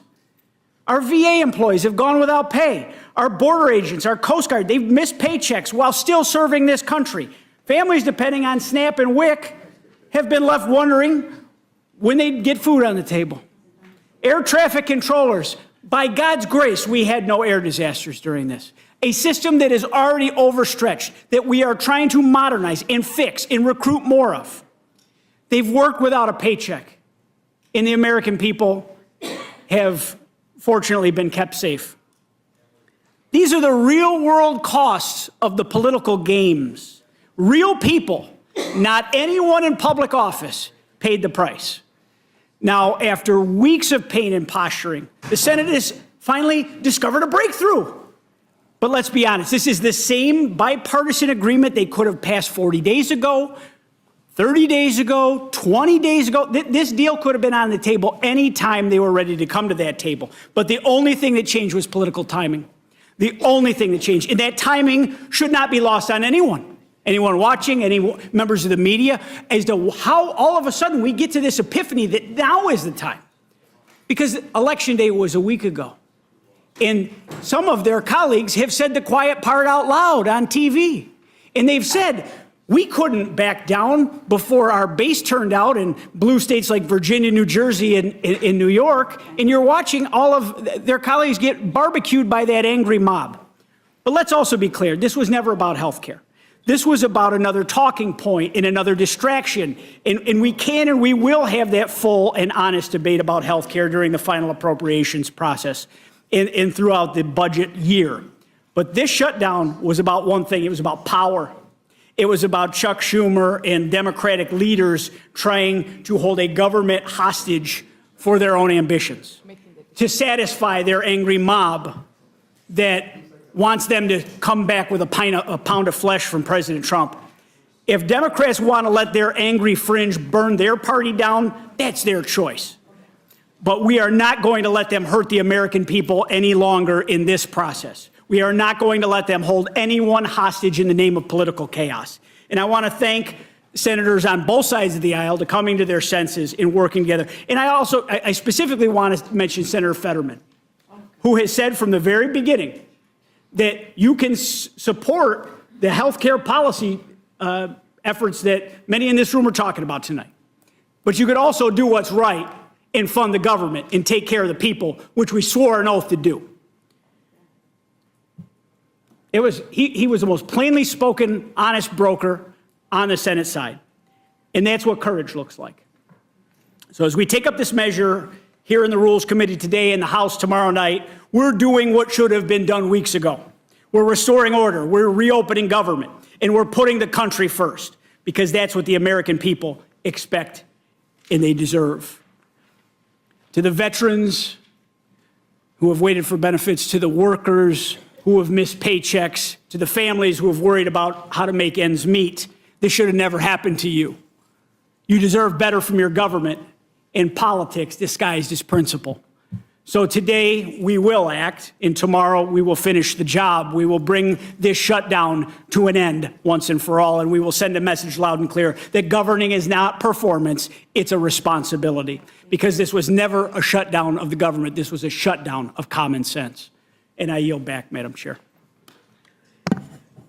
Thank you, Mr. Langworthy. Ms. Leisure-Fernandez, you're recognized. Well, thank you so very much, Madam Chair, and it's so good to see everybody. Bienvenidos hace tanto tiempo. It has just been way too long, right?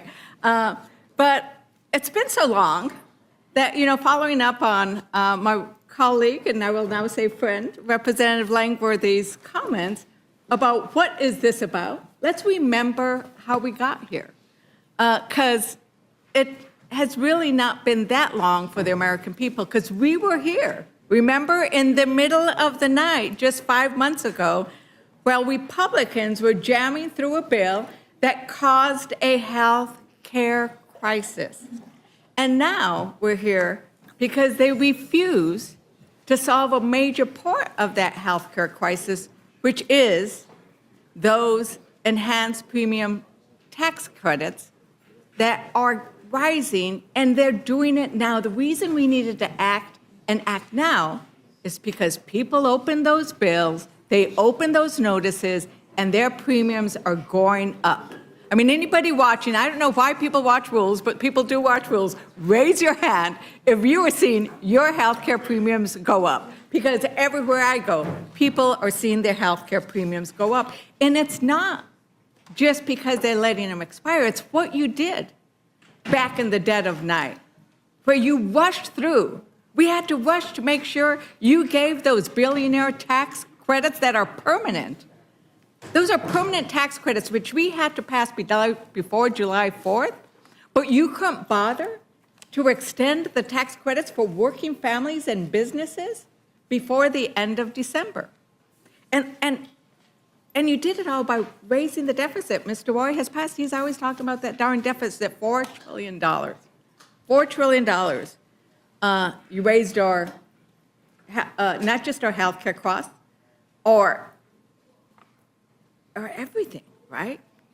Insurance premiums, groceries, utilities, everything's going up. And you know what's interesting? Is that those tax credits that Democrats are fighting for are especially important for folks who live in rural and Republican-held districts. And it's not just Marjorie Taylor Greene's adult kids that will see their health care premiums double. It's across everybody's district. Nearly 6 in 10 marketplace enrollees, people who benefit from these tax credits, live in congressional districts represented by Republicans. Chairman Cole, do you know how many folks in your district will see their premiums? I think I've been educated about that tonight, actually. And do you remember what it was? It was about 48,000. 48,000. But you know what's interesting is your health state's insurance commissioner actually thinks that 100,000 Oklahomans could no longer afford health insurance by the end of the year. I'm sure you know Glenn Mulready. Mulready. Glenn Mulready. You know what he Mulready. said? Mulready. So Glenn Mulready, your insurance commissioner, said he tried to talk to his delegation about how it's not a great idea to have these all just disappear, but maybe do it more gradually or do something. He said, I like this quote. He said, they weren't listening at that time, though. Did you talk to the commissioner? I have not talked to him about this. We actually talk pretty frequently. Okay, He calls at least once a year to every member of the Once a year. delegation. Again, I know Yeah, him once a quite year. well. What's interesting is right now, we're in this moment where once a year is not enough because those healthcare premiums are going up. The president of the Oklahoma Hospital Association, he thinks it's even worse when you take into account everything. He said 300,000 Oklahomans will be affected. This is his quote. It's been a long time since we've seen individuals faced with the real challenge of deciding whether or not to take advantage of health insurance for themselves, their families, or go bare.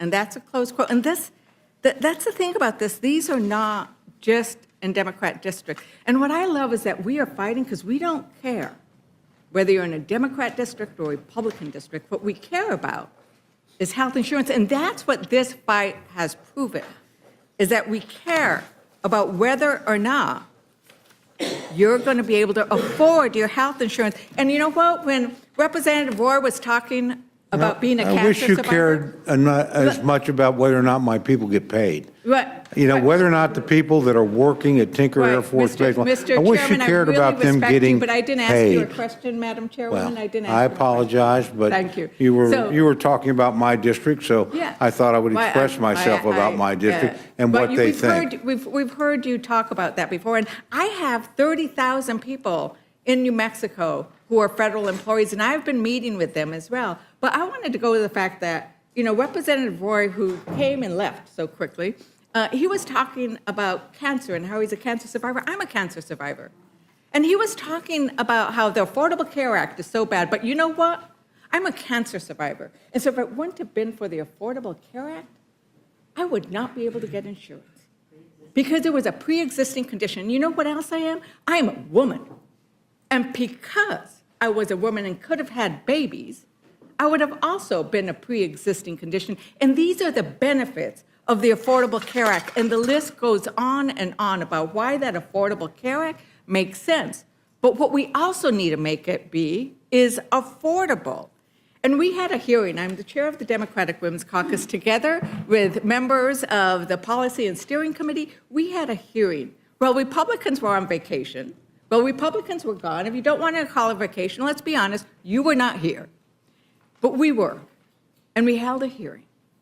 And one of the most compelling voices, I mean, they were all compelling. We actually had to take out our tissue because we were crying so much.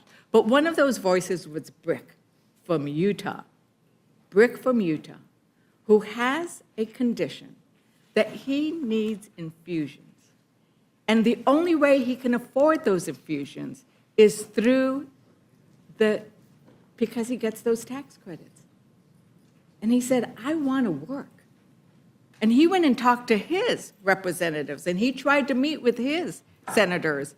And he did get to talk to Representative Kennedy, and Representative Kennedy's answer to him was, well, just go on disability. That's not an answer. That doesn't save the American government anything at all, because he wants to work. But you know what? We're going to have an amendment from Leader Jeffries and Whip Clark, I see her here, that's going to have a 3-year extension. And I'm supposing you wouldn't support that amendment. Is that right, Mr. I don't have a vote on that amendment unless you get it out of here, so. Right. But we could vote, and we will vote later, on a 1-year extension, right? Just a 1-year extension, because we've heard the ranking member talk over and over again about that there are Republicans who want that 1-year extension. So we could do that as an amendment. I'll offer that as well. It's 14 of her colleagues. Do you know, what would a 1-year extension cost us, Chairman Cole? I have no idea. We have no Representative Ranking jurisdiction. Member- This is not, Ranking Member, what would it with all cost? due Isn't it about respect, 23? can I finish my answer? Sure. With all due respect, we don't deal with this on an Appropriations Committee. This is not our jurisdiction, it's not our issue. That's part of the problem here. You're trying to raise it on appropriations bills. This is a Ways and Means or an Energy and Commerce issue. It's not ours. And so to hold up the funding of the entire government over something that belongs in another committee, not ours, and you're basically holding our bills, not you, and frankly, not the House, and not even a majority of the Senate. But our bills have been held hostage over something we have no jurisdiction over. Thank you, Chairman Cole. You made that point earlier, but as we were here before, when you all passed it, this bill has tons of stuff that's not appropriations. And Ranking Member, I've heard it's about $23 billion for 1 year. That's about what it costs for 1 year. Is that right? For 1 year, but it was 1 year. I've asked Ranking Member, sir. And setting up a bipartisan commission, a bipartisan, to look into this and to address the issues that people may have some concern about. But a 1-year extension, give some relief to the people who are out there. And I quoted Connecticut, you quote your district, and we can quote everyone's district and what's happening to people out there today. And the notion that we can't take this up because the continuing resolution is what the Appropriations Committee does. Exactly. And we've got 50 pages of this document that deals with health care.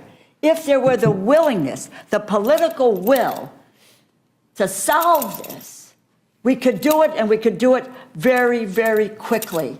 And let's not bifurcate continuing resolution to appropriations bills. It is all of one package. And it is incredible to me that we would watch people suffer everywhere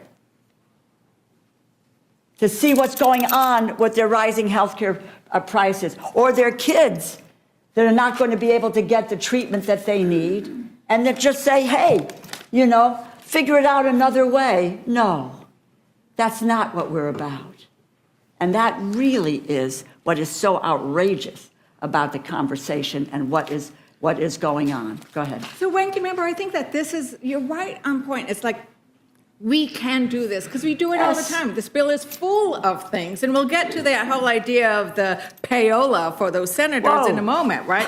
But I'm also struck by the contrast of priorities. The contrast of priorities. Democrats have been talking about the need to address health care, and it's not just since the shutdown. It was in that big, beautifully bad bill of theirs. Health care was key, and they could fix it now. But it's the priorities. $40 billion, I would think that's what is proposed to be sent down to Argentina. Yes. Chairman Cole, is that, Right. Do you recall that? No, I don't. It's $40 billion. $40 billion. $40 billion. So that seems to be a priority. They will send $40 billion to Argentina instead of spending $23 billion to provide health care to Americans, and all we're getting is a pinky promise that they will address that, but they won't even support a 1-year extension, a 3-year extension, or a permanent extension. But let's get to the stuff that's not. Let's get to the stuff that is not probably appropriation, but what has been stuck in this bill that would provide those senators, it's like a payola. Like, what kind of bribe is that? Who gets 500,000 of violations? And that's why we're saying it's maybe $8 million. Senators are gonna get $1 million, a couple of million, $500,000, and we're not gonna give money to help a father pay for his health care? Is that what's going on here, Ranking Member? Speaking of what doesn't belong in an appropriations bill, this doesn't belong in an appropriations bill. It's really, we have a review by an ethics committee that says that they can be paid off. We hadn't, it's just outrageous what's happened here. But in terms of the process, where it so violates what appropriations has done, it normally is the process where you get the 4 people involved that are the chairs and ranking members in the House and Senate, and you have a sign-off on the bills. First of all, that did not happen this time as well, and my Republican colleagues, or no, the Senate, the Senate chair, they just went forward and posted the bills without having sign-off. Then this is secretly put it in the bill at the last hour with no one, including the House chair or ranking member, or I don't believe the ranking member on the Senate side. This was a sweetheart deal that was put in there that rips off the government and the people of this country. And Americans think that the system is stacked against them. And it when is. Republicans support giving payouts to senators in the millions of dollars, they can see why. But I'm going to give my Republican colleagues on this committee the opportunity to say this is not right. I will be offering an amendment to strip that entire section from the bill. We'll see what kind of courage the Republicans on this dais have. Now, I am the last Democrat to be able to ask questions, so I wanted to just give the ranking member an opportunity to see if there was anything else she wanted to raise in response to some of the other issues that. No, I thank the gentlelady very, very much. It's really been really incredible. And first of all, you know, everybody here is supportive of our veterans and so forth. And to, if we really wanted to do something about taking care of our veterans and their health care, we would have, and you would have, dealt with the $51.7 billion in advance funding for our veterans through the Toxic Exposure Fund, which was done, by the way, in the Fiscal Responsibility Act several years ago, which we've done, and the ranking member of Milcon VA is here. And yet, there is advance money for medical care, but for the Toxic Exposure Fund, the answer is no. Why? You want to help veterans? This leads to me, when I see that there's no commitment on the Toxic Exposure Fund.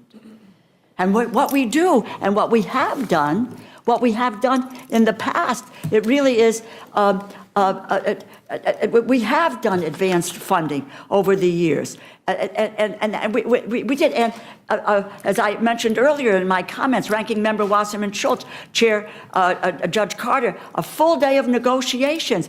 Quite frankly, it was one of the bright shining spots of bipartisanship we had in going through the appropriations process, but that has been left out of this bill. Do you really care about veterans? Let's make sure they're taken care of, because they get caught in the crosshairs of this madness that we are currently involved in. I would also like to just say that I'm really tired and, quite honestly, fed up. It is a lie, it is misinformation that we had to reopen the government in order for there to be SNAP benefits to go to families. $6 billion in a contingency fund, which we voted for. Read the bill, understand what you did in the bill, and know what you did.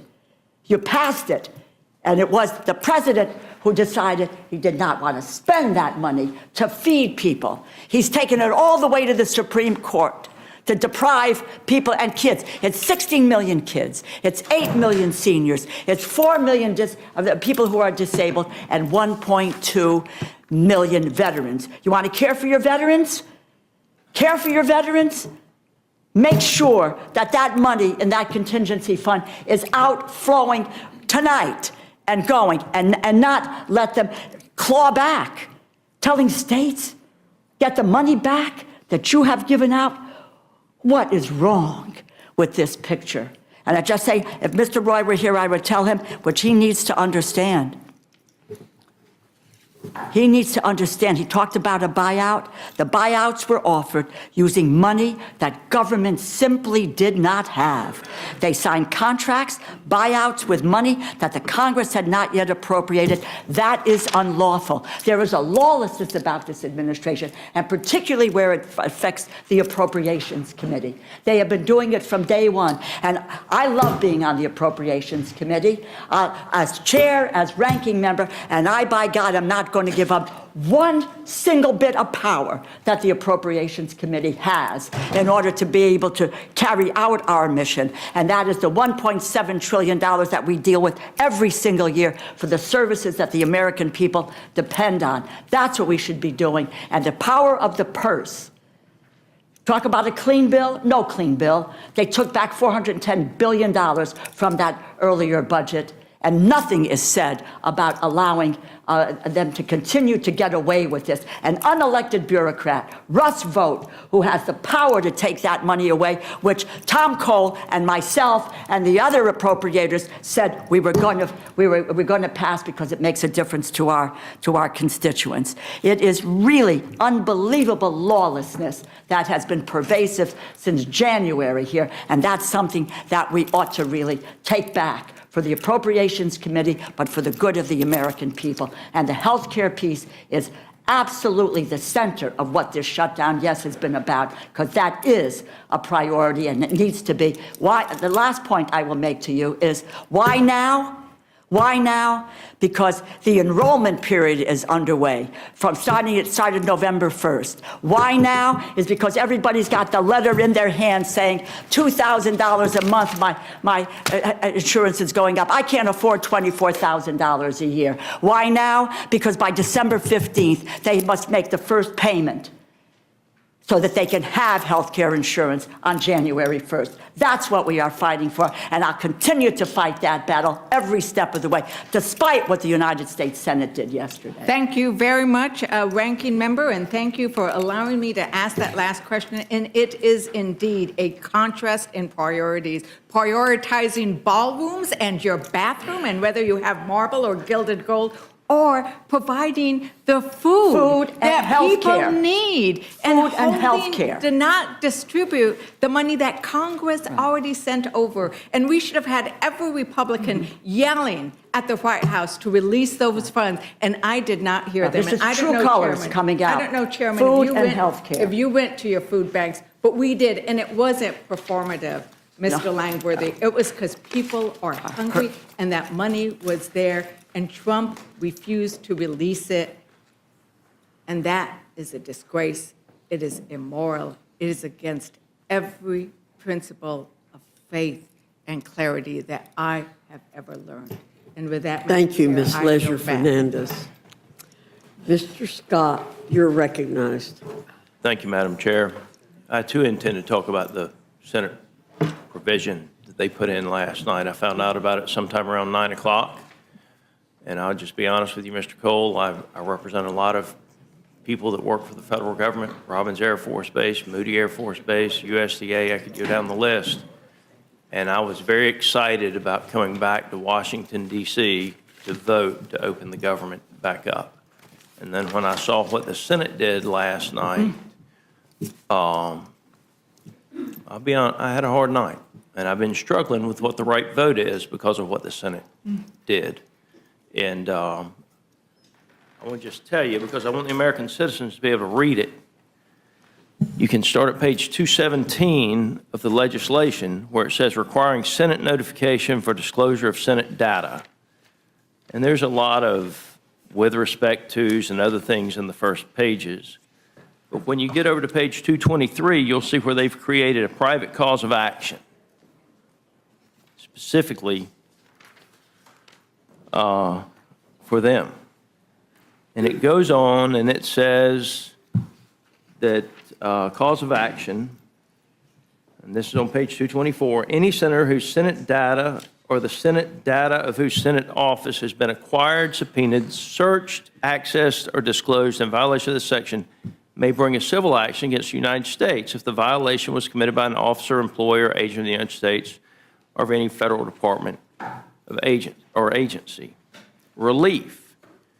If the senator prevails on a claim under this subsection, the court shall, not may, shall award for each instance of a violation of this section the greater of, not the lesser of, the greater of statutory damages of $500,000 or the amount of actual damages, reasonable attorney fees, cost of litigation. And it goes on from there. Now, there's other language in here, waiver of sovereign immunity, no qualified immunity. And there's other language in here, too, that indicates that each line would be an additional payment. And so most of us as members have a campaign phone, a campaign email, a personal phone, a personal email, and then a business phone and a business email. That's 6 violations the way they count them. If they went for all of them, 6. Minimum of $500,000 apiece. Now, I don't think, and I've been asking questions on this since last night, and I'm going to tell you, I don't think that Senate leadership shared with the leadership of the House what they were doing. Now, I want the Democrats to know this. My understanding is that Chuck Schumer was very much aware and signed off on this particular language as well. So just, y'all might want to ask questions about that. I'm just telling the truth on, this is, as soon as I found out about it, I started asking questions. But they're saying, well, the executive branch shouldn't be checking up on the legislative branch. Well, there's some truth to that. There's a lot of truth to it. I believe in the separation of powers. And they talk about it being good governance. The thing that I can't get past, though, and this is, again, I mean, for the American citizens, if you go to page 227 of the bill, limited retroactive applicability.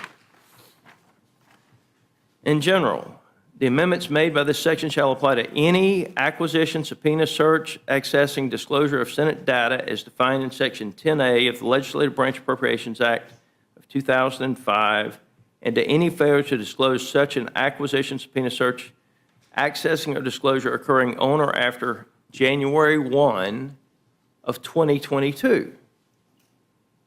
So it's given them the ability to retroactively go back. We know, you literally know who, at least, we may not know all of them, but we at least know the list of some of them. In this paragraph, the term violation section 10 is the meaning given to the violation section. It goes on from there. But there's also language in there where it indicates that each account is a separate payment. Now, this language did not go through any committee markup. This language was not shared with the House of Representatives prior to it being put in the bill. And I personally agree that it should be removed. The problem is if we remove it, the Senate, it has to go back to the Senate. And then you're right back to where you were 40 days ago, where all of a sudden you're trying to get a piece of legislation out of the Senate. And so, I mean, I've struggled. I want you to know that, Mr. Cole. I want the American citizen to know. I've struggled with what the right course of action here is because what they did is wrong. This should not be in this piece of legislation. And they can say it's about good governance all they want to. When they made it retroactive, then all of a sudden it was no longer about good governance. There's actually a list of people that know they will get paid as soon as this thing is signed. At least they've got the coupon where all they have to do is go file at the courthouse and get paid. And I haven't decided exactly what I'm going to do. My gut is, because of the way this place is so dysfunctional now, that the right thing to do is to get the government cut on as soon as possible and make sure that the American citizens are watching what those senators do and hold them to account for what they did. And at the same time, the House put legislation out that actually reverses what the Senate has done. They should vote on this in the light of day. If they think this is the right thing to do, then they should have a committee meeting and a straight up or down vote on it. Don't hold my people who work in my district at Robins Air Force Base paycheck any longer than it's already been held. And so I want you to know, Mr. Cole, you're our chair. I respect you tremendously, as much as I respect anybody in this House, and as much, I mean, I can take everybody I ever met. I have tremendous respect for you. You are a man of integrity and honesty, and when you tell me you didn't know, I trust you. And when Mike Johnson, when I'm asking questions about it at 9 o'clock last night, I don't think our side knows. I think the Dems and the Republicans in the Senate knew, though. I do. I want you to know that. And but this is, I mean, American citizens just need to read it, and they can figure it out for themselves. It's not that hard. It's big letters. It starts on 217. It ends on 228. It won't take you 10 minutes to read it, and you really can pretty much start where the private cause of action is discussed. But that would never pass if that was a standalone piece of legislation, and it is clearly authorizing an Appropriations Act. Would the gentleman yield? I'll be happy to yield to Yeah, Mr. Roy. I just want to add that I share the concerns of the gentleman from Georgia. I do not think that this provision should have been inserted. It certainly shouldn't have been inserted at the 11th hour without deliberation and back and forth. I do believe the gentleman was correct. There were Democrats and Republicans involved with it. But I think there's going to be a lot of people, if they look and understand this, are going to see it as self-serving, self-dealing kind of stuff, and I don't think that's right. And I understand, I think some of the motivations were to try to target a DOJ that I think was fairly obviously abusing its authority and targeting United States senators, separation of powers concerns, all the things. We can debate all that, but we think it was pretty egregious, so I have no problem with the prospect of going after and trying to empower, even through private right of action, a way to go, because we do it in other contexts, consent decrees and other things, but the retroactive, potential to have dollars going to United States senators, when we've got American citizens, whether it was J6ers, whether it was people from the FACE Act, whether it was others that have also had the full force of the federal government through the Department of Justice targeting and coming down on them, and they're going to see, oh, but you can slide in a provision in here for United States senators? Like, it is beside my comprehension that this got put in the bill. And it's why people have such a low opinion of this town. I am torn also, the gentleman from Georgia, because we need to fund the government and we need to get this passed. And I'm trying to figure out what we can do to force the Senate's hand to say you're going to repeal this provision and fix it without amending it here to then delay the funding of government, which we want to proceed to go move forward with. But that provision needs to get fixed. And we need to find a way as a body to get it fixed as soon as possible. And I'm continuing explore the options tonight. I yield back to the gentleman from Georgia. Mr. Thank you. Scott, And would you yield? I just want to point out it's $500,000, and the way it's written, it is a minimum of $500,000. It is per line. It is and Ms. Ledger Hernandez, I'll give you 60 seconds, but I think it's time to move on. I just don't. I truly appreciate your very careful consideration and review for the American people of this. As you know, I do have an amendment to strike the whole thing, and I think it would send a great message if you would actually say, I'm going to vote for this amendment. And this is why I didn't want to get into this debate. The problem is, if we could take it out and send it to the Senate and know that the gamesmanship wasn't going to be played over there and the government would get cut back on, I'd be glad to. But the bottom line is, if we amend this bill with anything at all, we risk extending the shutdown, air traffic controllers not being paid, law enforcement not being paid, our staffs here not being paid. And that's a risk that I don't trust. Yeah. And I'm not saying I don't trust just the Democrats. I don't trust the system to work where we could fix it with what probably a supermajority of this committee thinks should be done and not delay the government coming back on. And with So that, the I- other, I- I would only point out, that it's not, if you would, He only used 60 I just wanted to finish. Will you give me 15 seconds? Yes. So it says each violation, and so the violation isn't just each telephone, it's each time it's requested. So it could multiply much higher than that, because it's by violation. That is Yeah. my read as well. Yeah, we agree on that. Madam Chair?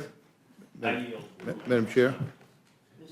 I just want to state for the record, it's another reason why the House and the Senate should be in session during a shutdown. Maybe this could have been avoided. Thank you, Mr. McGovern. Thank you, Mr. Scott. Mr. Griffith, you're recognized. Thank you, Madam Chair. I, too, am very concerned about those sections. I will tell you, I've already made the decision that I will vote for this bill and not vote for any amendments because the shutdown needs to end. It's been going on too long. Too many of my people are hurting, and we got to get it done. There's some other issues in here, not as egregious, but at least it was done in the light of day with a vote. But the hemp issues, that was a fight between gentlemen in the Senate from Kentucky, both of them fighting each other. I don't agree with the solution they came up with, but I'm voting for it because I've got too many people that need the government to open. And therefore, notwithstanding, we're going to hear some great amendments, I'm sure, but I'm not voting for any of them because we need to get this thing done, and then we can start negotiating on other things. Now, Mr. Cole, Mr. Chairman, you've said this a couple times. I want to underline it because it's exciting for me to hear it coming from the Appropriations Chair. Because one of the things, as now a longtime member of the Energy and Commerce Committee, that drives us crazy is that people want to airdrop. This didn't just happen. This happens when we're here in session. It didn't happen because people weren't here. It happens all the time between the House and the Senate on bills that come out of appropriations. And you haven't done it, to the best of my knowledge, but they create programs that are never authorized by the authorizing committees. And you're absolutely right. When it comes to the premium enhanced tax credits or the enhanced premium tax credits, that's the jurisdiction of Energy and Commerce, Ways and Means, and Ed and Workforce. They overlap. Different pieces of it belong to each of those. And of course, the bill that they keep talking about, that they claim took all this money away, that came out of the Budget Committee. That didn't come out of appropriations either, the reconciliation bill. And I just appreciate that you're recognizing that's not the proper jurisdiction. And before we had the shutdown, I wrote a whole column on how we could reach some kind of an agreement on a glide path. But I also pointed out in several, and I've had several columns where I've talked about this. I do a weekly column, that we have 20% on the enhanced premium tax credits. We have what is pretty darn clear, 20% shadow enrollees. Now, if you will bear with me, Mr. Chairman, tell me if you disagree with this. What we see is normally in an insurance plan, you have 15% of the enrollees don't use their insurance in a given year. That's been for decades, and some years it may go up 0.2 or down 0.2, but it's right around that 15%. With the enhanced premium tax credits, we see 35% not using it. And here's what I believe is happening, and I think most experts agree with this. You tell me if you have any disagreement. Jump in, Mr. Chairman, and tell me if you disagree. What happened, because it was an emergency piece of legislation during COVID, because they wanted to help people that were having a hard time, they didn't put in all the checks and balances. So you don't have to re-enroll. It's an automatic re-enrollment because it was only going to be a 5-year program.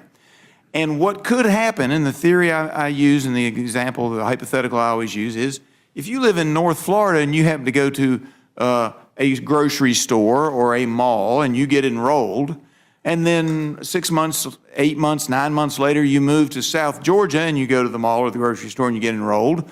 Most citizens of the United States would think, well, I'm enrolled now in Georgia, so they've canceled my program in Florida. But that's not happening with the enhanced premium tax credits. And my frustration with this argument for the last 40 days has been, open up the government and we can figure this out, because as the Health Subcommittee Chair on Energy and Commerce, I don't want us to continue to waste 20% of our money that we're spending. It's billions of dollars. I don't want to continue to waste 20% of that money that doesn't go to help a single enrollee. It goes to the insurance companies, and they're getting the money. They don't know whether the people really exist or not either, because there's no way to check, and it keeps rolling on. If we do a 3-year extension without some way to check, or a 1-year extension, which our colleagues on the other side of the aisle have recommended to us, either a 1-year or a 3-year extension, we're going to continue that 20% waste. We're going to waste the taxpayer dollars. That doesn't mean I don't want to help people who are trying to struggle. And even for some of those, Kaiser Family Foundation estimates that 10% of the people are receiving these benefits are over the 400% poverty level, which means they're making $106,000 a year. And maybe in some of the rich districts in the country, that doesn't seem like much money. In my district, where the average household income is just over $50,000, we haven't quite reached 51 yet. That means they're making pretty good money, and yet we're not even looking at doing that. Now, I'm not saying we take that away 100% the first year. We got to take a look at that. That's what needs to be negotiated. But that was never part of your bill. That was in my jurisdiction. Isn't that correct? That is correct. And to the gentleman's point, go back, a totally separate bill, but you'll remember toward the end of last year, we were working hard. A lot of our fellow Americans were hurting from hurricanes. We're doing a disaster relief bill. The Appropriations Committee did a little over 100 pages and spent about $100 billion, I think 110 because we added $10 billion for ag. That bill was 1,500 pages long when it hit the floor. None of us were consulted on the Appropriations Committee about this. And honestly, it had some stuff I probably would be for, like PBM reform, and it just didn't belong with us. And matter of fact, we caught a lot of grief on the floor from both sides of E&C, because what were you doing? We didn't. It blew up because people look at a bill that big and they go, "What in the hell is in 1,500 pages?" And again, my committee didn't have any. Now, in the end, what we passed was what the Appropriations Committee did, which was a little over 100 pages. But all the rest of that stuff was loaded on us. This is, so it's not like they even come and ask us. So I've had some pretty stern discussions with our leadership about this, but it's true on both sides, and it's true with other committees. I mean, other committees use us as the mule. I don't recall anybody carrying an appropriations bill to help us out on E&C or Ways and Means or anyplace else. Don't give us any ideas, Mr. Chairman. Yeah, so believe me. So I agree with the gentleman's point. I would prefer these things go to the committees that have the expertise, and they move the vehicles, not us. Not because it's a must-pass, we got a fun deal. If it's a good bill, and if it's bipartisan, like PBM reform, I guess was, from everything I heard, then why couldn't it trot out there on its own? Why did it have to be part of ours and confuse everybody about what we had in the bill that we'd had no hearings, no jurisdiction on, no anything? So that's an institutional problem. And I would say I see it on both sides of the aisle. Yep. It's something that we're trying to stay away from. And I appreciate you working on that, because as you know, and it's part of why my colleague, Mr. Scott, is frustrated with the way this place works, because we have rules and then we don't follow those rules. And if we follow the rules, I don't think we'd be in this spot, because my colleagues on the other side of the aisle are correct. We've dumped all kinds of things before in appropriations bills, but that doesn't mean it was right. And in this case, you gave us a bill that dealt with appropriations, kept us open for 7 or 8 weeks, and I submit to you, Mr. Chairman, I think at least on the part that was, I don't know about the part with Ways and Means and Ed and Workforce, but the part that was in Energy and Commerce, I think we could have hammered something out. But the number one concern that I have about just doing this blanket and claiming, oh, we're saving healthcare, is the 20% that's going to the insurance companies. It's not a question of, which side of the aisle you're on. We're giving 20% of the money that we're spending on the enhanced premium tax credits directly to the bottom line of insurance companies because they don't know whether it's Joe Smith or Jane Doe or somebody else, but they know pretty much based on statistics over decades that there are 20% shadow enrollees. And if we don't fix that waste, we are not doing a service for the American people. We are not keeping track of the dollars. And it's a shame that it got wrapped up into this. It was fake from the beginning, in my opinion. We could have worked on it. We could have passed the CR. And while some people say it wasn't clean, and technically it had some other stuff in it, but none of it was stuff the Democrats opposed. Telemedicine, federal qualified health centers. I mean, there was some good stuff in there that belonged in an appropriations style bill. And it's all in here, is it not, Mr. Chairman? All of that stuff we had in the original CR is still in here. Pretty much, yeah. Yeah, I mean, as far as those programs are concerned. And yet, because some folks wanted to make it all about health insurance, which was not what this bill was about, was it? No, sir. And didn't actually want to deal with resolving the issue in a responsible legislative manner, working through the proper committees. We've been shut down for 40 days, and that then ties my hands tonight. I can't vote for amendments that I might otherwise think are appropriate, and I can't vote for amendments that I think are not only appropriate, but are truly justified, not just marginally, but by 2/3. I cannot vote for them because I want to get this shutdown over. There are too many things being impacted in my district, and I'm sure in other districts too. I can only speak to my district, but having one of the most economically challenged districts in the country, I heard somebody say something about suffering. I'm just going to tell you, I looked it up, and that individual said we had to have a little suffering. They're like 29th. I'm 409th out of 435 on household income. I got enough suffering without the federal government adding to it. So I will be voting no on all the amendments, and yes to get this thing across the finish line. But the gentleman yield one second. I will yield to. One second, which is this. You made a stat I want to make sure everybody understands. You talked about the 15%, a number that you said was an historic number. It's over the decades. It's roughly. As it relates to enrollees who don't file a claim, right? That's so you're correct. about 15%. That is for private plans, but that was also the number, give or take a percentage point, for Obamacare plans prior to the COVID subsidies, when they then bumped from 15 to now 35 to 40%. Is that correct? That is my understanding. Yeah. And the other thing that drives me crazy, I would say to the gentleman, is that everybody talks about these subsidies, and a lot of my folks are afraid that their basic Obamacare ACA subsidies going away. That was never threatened. That was never in question. The only thing that's in question is the emergency program that was put in for a 5-year period that is the enhanced premium tax credit, not your basic ACA subsidies, the enhanced premium tax credit. With that, Madam Chair, I yield back. Thank you, Mr. Thank you. Thank you. Mr. Jack, you're recognized.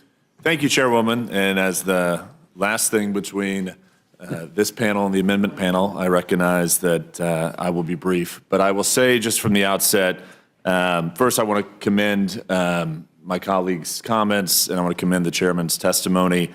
I also want to note, and I'm proud that Congressman Langworthy noted that it is Veterans Day, and I want to note from the outset we have 79 veterans serving in the House, Republicans and Democrats, some of whom are in the room.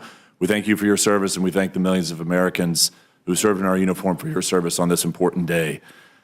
Chairman, in closing, if you could just tie everything together from this hearing, the vote tomorrow, it's a binary choice to open the government or to prolong the shutdown. And we've talked a lot about what this bill actually does, and we've heard the other side comments on what they think it does. I want to give you a chance to close out and remind everybody what this bill principally does tomorrow. Well, thank you very much for the question, and I appreciate the attitude. And honestly, I won't say tonight's hearing made me miss the Rules Committee, but it does remind me how grateful I am to all of you on both sides of the aisle for what you do here. And I mean, that's true. Look, I think it is a pretty simple choice.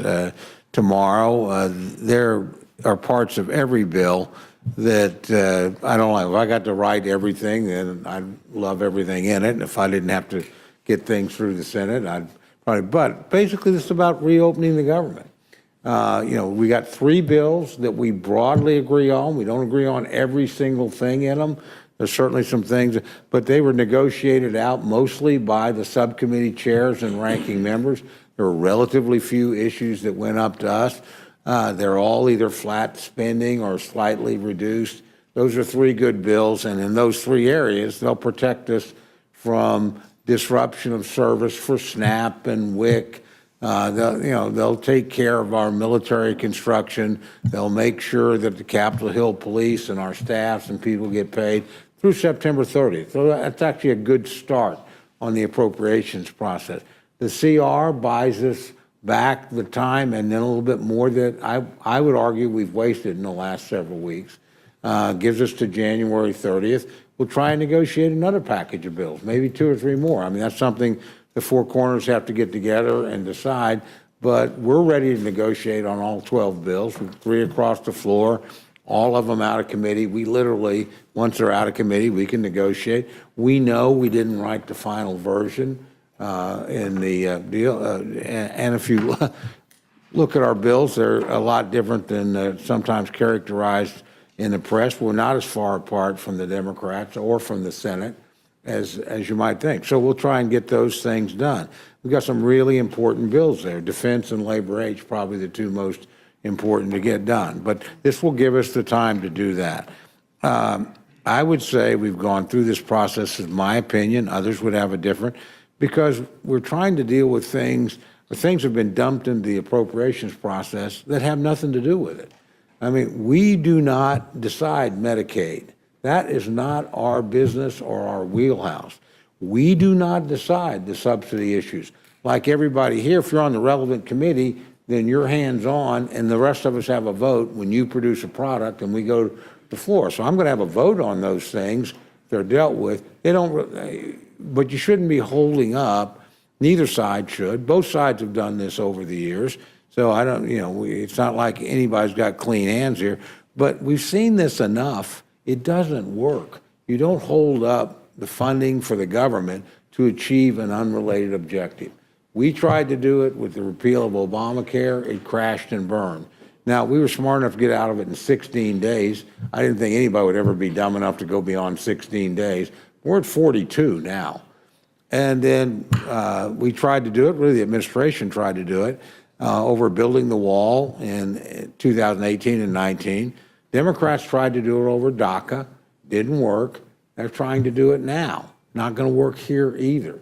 This is just a bad strategy. Shutting down the government to achieve an unrelated objective is not likely to be successful. It has not been successful. If we pass this tomorrow, and it comes out of committee tonight, obviously you guys have the first decision, I think that hopefully puts another nail in the coffin. And we don't do this anymore. Let's just make the government run. The people that I care, they may care very much about what my friends care about on the insurance, but some of them undoubtedly do. Most of them just want to go, if I go to work, can I get paid? If I'm doing important work for the government, keeping airplanes flying or, helping our guys train for drones or whatever, I just want to get paid. Or I've got a uniform on and I'm willing to go to really bad places for my country. I'd like to know my family at home is going to get a paycheck. That's really bad. This is the day-to-day functioning of the government. And that's the choice before us. And again, you can be for these other things. I still think Obamacare was a mistake. If it had never happened, I don't think we'd be in this mess on this insurance issue, but it did happen. It passed. It passed both houses. The President of the United States signed it. We tried to repeal it. We repealed it multiple times in the House. Never could get Senate, never could get a president when we had the Senate to get it done. We came close, got to 1 vote. in President Trump's first term, but we didn't get it done. But the point is, shutting down the government is just a bad thing. So I think we have a chance here to restore some regular order, get 3 good bills through, not perfect, but good, buy some time to get the rest, and then hopefully these other matters, which, again, the president has said he's willing to negotiate once the government's reopened. The majority leader and the speaker said, but it's not going to look exactly like it does now if it's a real negotiation. You have to remember, this subsidy wasn't negotiated in a bipartisan sense. It didn't have a single Republican vote. You know, and again, my friends had the power to do that. They did it. Okay, fair enough. I'm not saying it was enacted by the rule or in some way contrary to the rule, but again, tomorrow's question to me, and I agree with a lot of the comments on various things here by both sides, is simply, I want to make sure that the people that go to work for the federal government get paid. I want to make sure that the government is open and functioning. I want to know when an American buys an airline ticket that that airline plane is likely to leave on time and travel safely and get there.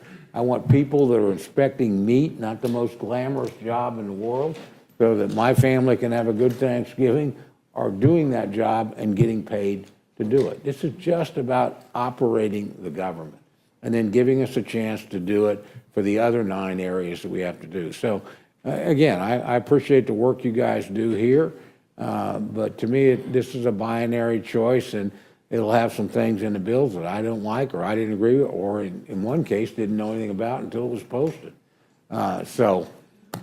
Is what it is, but you know, where I'm from, my folks want to go to work, want to do their job, and then want us to work out these other things in the appropriate way through the appropriate committees. They don't want government held hostage, you know, and you know, they'll get mad at me over something, but it won't be because I voted to shut the government down. I've never done that. I've never been in favor of it. I argued we were making a mistake when we've done it. I think my friends on the other side and certainly in the other chamber have made a mistake when they've tried to do it. And again, I just think we want to get the government up and running. Well said. Yield I back. appreciate that, Chairman. Madam Chairwoman, I yield back. Thank you. Thank you, Mr. Jack. I'm sorry, Ms. Delauro. I thought you might be sorry. Thank you. This ends the first panel. I thank the chairman and the ranking member of the Appropriations Committee for being here for almost 3 hours. And I appreciate your kind words, Mr. Chairman. We'll be back in January. And you are excused. Thank you We very much, appreciate Madam it. Chair. Thank you.